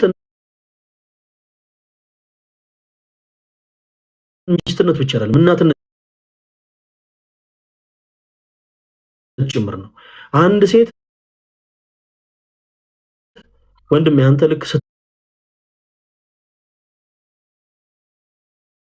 ስታገባት ልጅን ትወልድላለች። ስትወልድ ደም ፈሷት ነው ልጅ የምትወልድ እና ይሄ መልኳ እስከሚቀየር ድረስ ብዙ ነገር ሆና ለአንተ ልጅን የወለደችን ሴት የሚገባትን ክብር ልትሰጣት ይገባል። ካልሆነ አይ ገና ለገና ሚስቴ ነች እና ይሄ ፎርሙን ብቻ ማሟላቱ ትርጉም አይኖረው። የሚገባትን ክብር ልትሰጣት ይገባል። በተመሳሳይ ሚስትም ልክ እንደዛው ባሏ ልታከብር ይገባል። ሌላው ደግሞ ገመናን መሸፈን። በቤተክርስቲያናችን ምን አይነት ምሳሌ ይሰጣል መሰላችሁ? ማሂድ ቤክ የባልና ሚስት መኝታ ቤት ልክ እንደ መቅደስ ነው። አሁን በመቅደስ ውስጥ ቅዳሴ ሲቀደስ ያው ማሂም ኦርቶዶክስ ነሽ፣ ድቤክም አንተም ኦርቶዶክስ ነህ። ቅዳሴ ሲቀደስ እንደምታውቁት የፈለገ መቅደስ ውስጥ ሰው ቢሞላ ካህናት የሚቆሙበት ስፍራ ላይ ምዕመናን አይቆሙም አይደለ? ቅዳሴ ሰዓት ላይ ካህናት የሚቆሙበት ስፍራ ላይ የፈለገ ውስጡ ቢሞላ ከካህናት በስተቀር ማንም ሰው አይቆምም። የባልና ሚስት መኝታ ቤትም ደግሞ ልክ እንደዚህ ነው። ባልና ሚስት በሚኖሩበት ቤት ውስጥ በቃ እናትም አባትም እህትም ወንድምም አክስትም አጎትም ጣልቃ መግባት የለበትም በዛ ህይወት ላይ እና ይህንን ትዳር ወደ ከፋ ነገር እንዳይሄድ ባልና ሚስት ገመናን ደግሞ ሊደባበቁ ይገባል። ይሄ መተማማትም በጣም ዴንጀር የሆነ ነገር ነው። ባል የሚስቱን ድክመት ይሄ ወጥቶ ዝም ብሎ የሚናገር ከሆነ ሚስትም ደግሞ አንዳንድ ጊዜ ጀብዱ አይደለም። በዘመናችን ይቅርታ እኔ የምናገርበት አንግል ሊለይ ይችላል። በዘመናችን ነውርና ኃጢአት እንደ ኩራት ተደርጎ የሚነገርበት ዘመን ላይ ደርሰናል። እገሌ እኮ አንስቱን ፈጃቸው፣ ቺኮቹን ፈጃቸው ተብሎ ነውር እኮ ነው። ግን እንደ ጀብዱ ይነገራል። እህቶችም ጋር ልክ እንደዛው እንደ እሷ እኮ ወንዶቹን እኮ በቃ እንዳለ እኮ ጨረሰቻቸው ይባላል። ይሄ ነውር ነው። እንደ ኩራት መነገር የለበትም። ይሄንን ገመናም በአደባባይ ወጥተው የሚናገሩ ሰዎች አሉ። ሚስቴ እንደዚህ ነች፣ ሚስቴ እንዲህ ነች፣ በዚህ ወጥቶ በዚህ ገብቶ።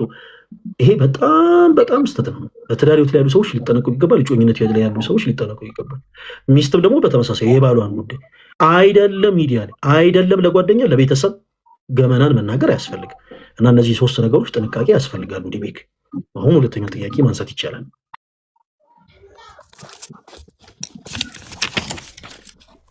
ማሂን አትገላምጣት። ማሂን ሳትገላመጥ እኔን ብቻ እያየ ጥያቄዎችን ማንሳት ትችላለህ። ትዳር ውስጥ ቶሎ ተቻክሎ መግባት ግን ችግሮች የሉትም። በቃ ተቻክሎ መግባት እኮ አንተ አሁን ቃሉ ራሱ ችግር አለው ማለት ተቻክሎ ወደ ትዳር አይደለም ተቻክሎ ምንም ነገር ላይ መግባት ተቻክሎ እንጨት መቁረጥም ሁልጊዜ እንድንሳሳት ያደርገናል። እንጨት ከመቆረጡ በፊት መለካት አለበት። ስለዚህ ትዳርም ላይ ከመገባት በፊት ሰዎች መቸኮል የለባቸው። መቸኮል የለባቸውም ስንል ግን የግድ ይህን ያክል ዓመት መቆየት አለባቸው ማለት አይደለም። ዲቤክ ለምሳሌ አንዳንድ ሰዎች ከተዋወቁ በአመታቸው ሊገቡ ይችላሉ። አንዳንድ ሰዎች ከተዋወቁ በ5 ዓመታቸው በ4 ዓመታቸው ሊገቡ ይችላሉ። ትልቁ ጉዳይ ግን ያለው ምንድነው? መተዋወቅ ላይ ነው። ከመጋባታቸው በፊት መግባባት መተዋወቅ ይኖርባቸዋል። ይሄ ያበሻ አባባል አለ አይደለ? ጉድና ጅራት ከበስተኋላ ነው ይባላል።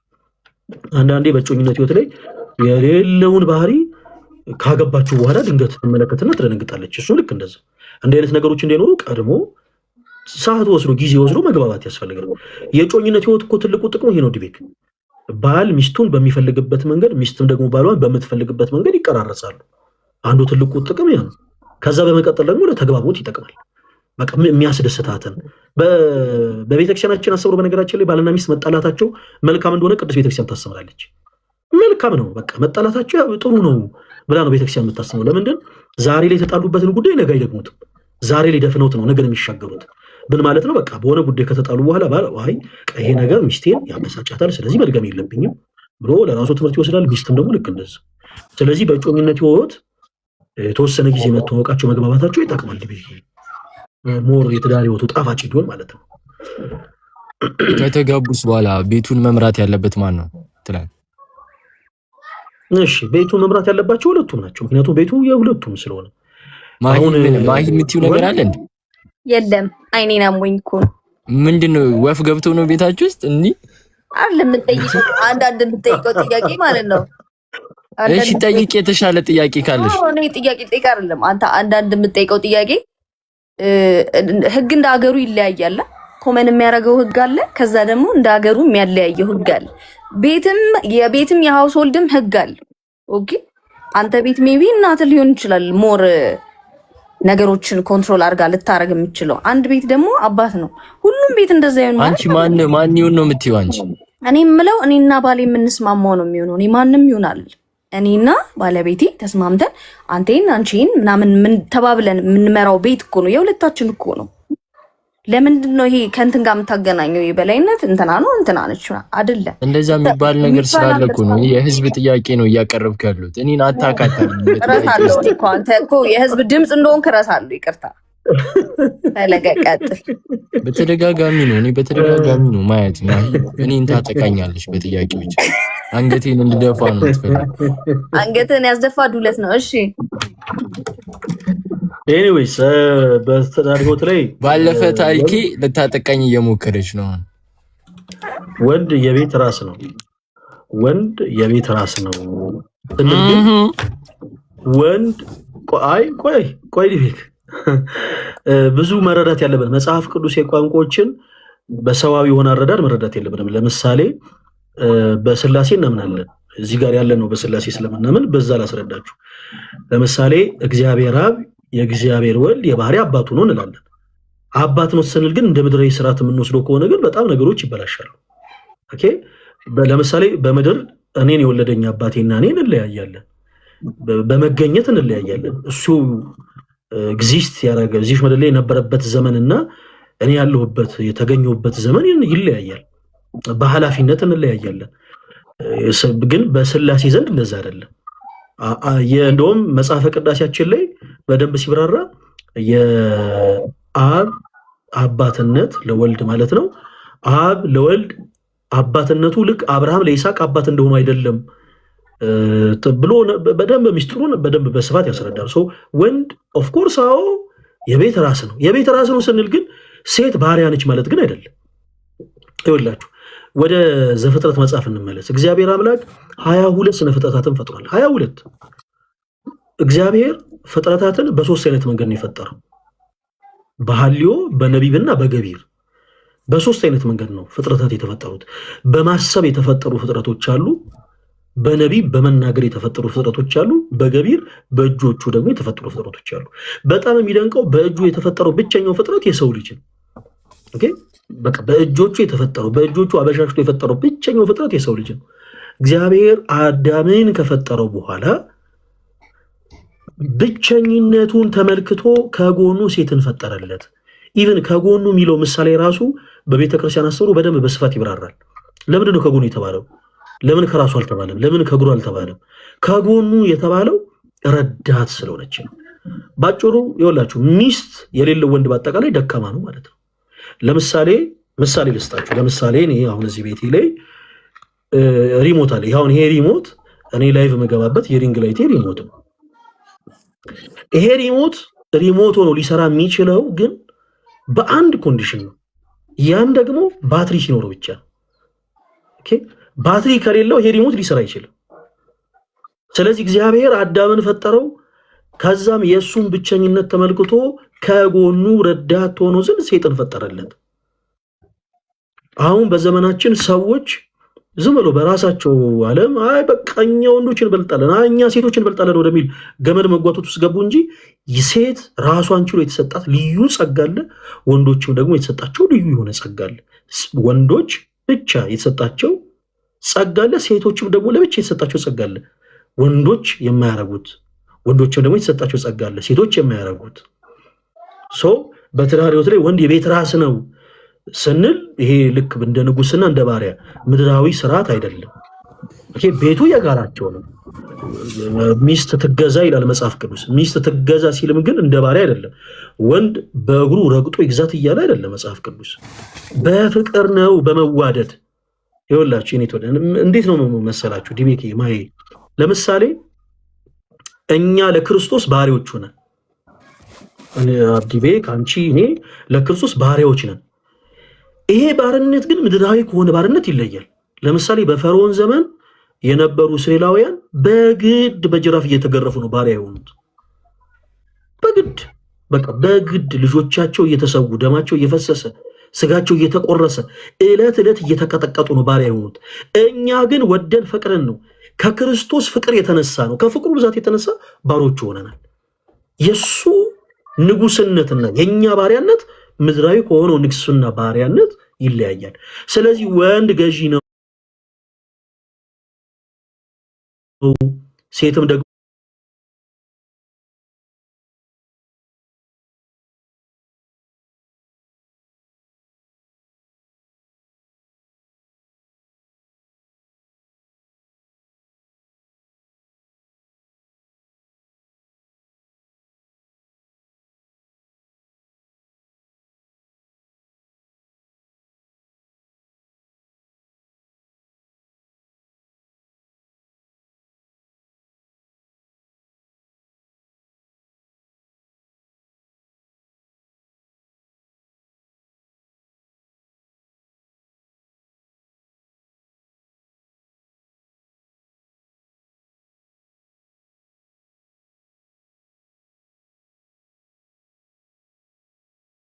በእምነት እኔ እወድሃለሁና አንተ ምራ ብላው በቃ በእምነት ነው መከተል ያለባት ወይስ ኤቭሪ ሊርቲንግ እየጠየቀችው እያስረዳ ምናምን ነው የሚሆነው? ሲመራ እንዴት ነው የሚሆነው? ቅድም እኮ በደንብ ሳነሰው ነበር ዲቤኪ። እንዴት ነው መሰለ ወንድ ራስ ነው፣ ሴትም ደግሞ ለእርሱ ትገዛ የሚለው ሀሳብ የሚብራራው ሁሌ ስጠይቅ የምታሳየኝ ፊት ግን በጣም እንትን እያደረገች ጫና እያሳደረብኝ ነው። ጥያቄዎች ይቅርታ ዲቤክ እንድትቆጠቢ ጠይቅሻል። ወንድሜ እሺ፣ ራሷ ምንም ጥያቄዎች የሌላት ሰው እኮ ነች። እሺ ቅድም አንስቼው ነበረ ዲቤክ። እሱ ጥያቄ ብዙ ጊዜ በጣም ጽንፍ የያዙ ሰዎች አሁን በዘመናችን አሉ። ይሄ ሴትነትን ብቻ የሚያቀነቅኑ አሉ፣ ወንድነትን ብቻ የሚያቀነቅኑ አሉ። እንዲህ አይነት ነገሮች ትክክል አይደሉም። ሴቶች ወንዶችም ይሄ እኛ ብቻ ነን ስፔሻል፣ እኛ ብቻ ነን ስፔሻል የሚል አይነት አካሄድ መሄድ የለባቸውም። ያው እግዚአብሔር አምላክ በነገራችን ላይ እያንዳንዱ ክርስቲያን ሁለት መንገድን ነው የሚጓዘው። የክርስቲያን መንገዱ ሁለት ነው። አንደኛው በመንኩስና ስርዓት ራሱን ለክርስቶስ ጃንደረባ አድርጎ ራሱን የክርስቶስ ሙሽራ አድርጎ ራስን ለክርስቶስ አስገዝቶ መኖር ነው። ሁለተኛው ቀዳሚት ሕግ ግን ትዳር ነች። ትዳር ደግሞ ወንዶች ወንድ አግብተው ሴቶች ሴት አግብተው የሚኖሩበት ሳይሆን ወንድ ከሴት ሴቷም ከወንድ ተጋብተው ክርስቶስ የሚከብርበትን ህይወት የሚጀምሩበት ህይወት ነው ትዳር። እና በዚህ ህይወት ላይ ወንድ ራስ ነው ሲባል ሴት ባሪያ ነች ማለት አይደለም። ሴቶች ለባል ይገዙ ሲባል ባል ረግጦ ይግዛም ማለት አይደለም። ቅድም ምሳሌ አንስቼላችሁ ነበረ። ለምሳሌ እኛ ለክርስቶስ ለምሳሌ የሉቃስ ወንጌልን ስናነሳ የሉቃስ ወንጌል ምዕራፍ 1 ቁጥር 29 በኋላ ስንመለከት ብስራት የመልአክ ቅዱስ ገብርኤል ወደ ጌታችን እናት ወደ ድንግል ማርያም ዘንድ ቀረበና አበሰራት፣ ከእግዚአብሔር እንደተላከ ነገራት። ከሶስቱ ቅዱስ አንዱን ቅዱስ ወልጃለሽ አላት፣ ስሙንም ኢየሱስ ትይዋለሽ አላት። እነዚህ ነገሮች ሁሉ ከሰማች በኋላ ድንግል ማርያም አንድን ቃል ተናገረች። እኔ ለእግዚአብሔር ምን ሆነኛለች? ባሪያው ነኛለች። እሺ ባሪያ ስንል ቃሉ አሁን እንዲህ ያለበለ በአይምሯችን የሚመጣው ይሄ ስሌቨሪን በአፍሪካ ላይ የነበረውን የባሪያን ንግድ ምናምን ምናምን ብቻ ከሆነ ስህተት ነው። ምድራዊ ከሆነው ነገር ልትለዩት ይገባል ያልኳችሁም ለዛ ነው። እኛ ለክርስቶስ ባሪያ የሆንነው በቃ ከፍቅሩ የተነሳ ነው። ክርስቶስ የሰጠን ደግሞ ፍቅር ደግሞ እንዲሁ ነው። እንዲሁ ስለወደደን እግዚአብሔር አንድያ ልጁን ልኮልናል። በመስቀሉ የተሰቅሎ ስጋውን ቆርሶ ደሙን አፍስሶ ስለኛ ዋጋ ከፍሏል። እና እንዲሁ የወደደንን ጌታ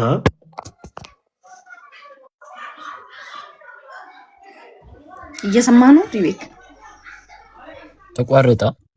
አዎ ስልክ ገብቶበት ሊሆን ይችላል። አንተ ግን እየሰማህ ነው ሆነ። ሁላችሁ የተቆራረጠ ስለሆነ ኔትወርኬ በደንብ ኮፒ ሊንክ አድርጉልኝ እሺ እባካችሁን። እና ባጭሩ ምድራዊ የሆነው የሰው ሎጂክ የሰው አስተሳሰብና ይሄ የቅድስት ቤተክርስቲያናችን አስብሮ ለየቅል የሆኑ ነገሮች ናቸው። ስለዚህ ወንድ ራስ ነው ሲባል ሴትም ደግሞ ረዳት ነች ሲባል ከፍቅር የተነሳ እንጂ ከገዢነት ተገዢነት መንፈስ አይደለም። ስለዚህ አንድ ወንድ ቤት ከገባ በኋላ ሳህን ጠቢ ኮስተር ብሎ ምናምን ይሄ ቤቱን አዝጂ ነግሬሻለሁ ምናምን የሚል ከሆነ ይሄ ባሪያ ንግድ ነው። ይሄ ትዳር አይደለም። የፍቅር ህይወት ነው ትዳር የሚሆነው። በትዳር ህይወት ላይ ሴቷ ለባሏ የምትገዛው ወዳ ፈቅራ ነው። ኦኬ ባልም ደግሞ የቤት ራስ የሚሆነው ወዶ ፈቅሮ ነው። ይህም ትልቅ ኃላፊነት ስለሆነ ማለት ነው። ከዛ ውጭ ግን ቤትን ግን ሊድ የሚያደርጉት ግን እንዴት ነው ስንል ግን እዚህ ጉዳይ ላይ ቤተክርስቲያን የባልና ሚስት ህይወት እንዲህ ነው መሆን ያለበት፣ ባል እንጀራ ይግዛ ሚስት ወጥ ትስራ አይደለም የምትለው። ይሄ ሁለቱ በመፈቃቀር የሚያደርጉት ነገር ነው። በቃ ባልና ሚስት ከተጋቡ በኋላ እንደ ሁኔታው እንደ ኮንዲሽኑ ነገሮችን ያካሂዳሉ። ምናልባት ለምሳሌ በትዳር ህይወት ላይ ባል በሆነ አጋጣሚ አካል ጉዳት ቢደርስበት ሚስት ወጥታ ሰርታ ገብታ ትመጣለች። ከዛስ መኖር ያለባቸውን ነገር ያደርጋሉ፣ መስራት ያለባቸውን ነገር ይሰራሉ። ከዛ ውጭ ግን የባል ድርሻ ይሄ ነው የሚስት ድርሻ ይሄ ነው የሚል ግን መንፈስ የሆነ ነገር የለም። እና መገዛትም ደግሞ ከፍቅር እንጂ ይሄ ከገዢነት ከተገዢነት አይደለም። ያን እንድትረዱት ነው። የመጨረሻ አንድ ጥያቄ ካለ ልቀበልና ልሰናበታችሁ ነኝ። እሺ የመጨረሻ ጥያቄ ምን መሰለሽ?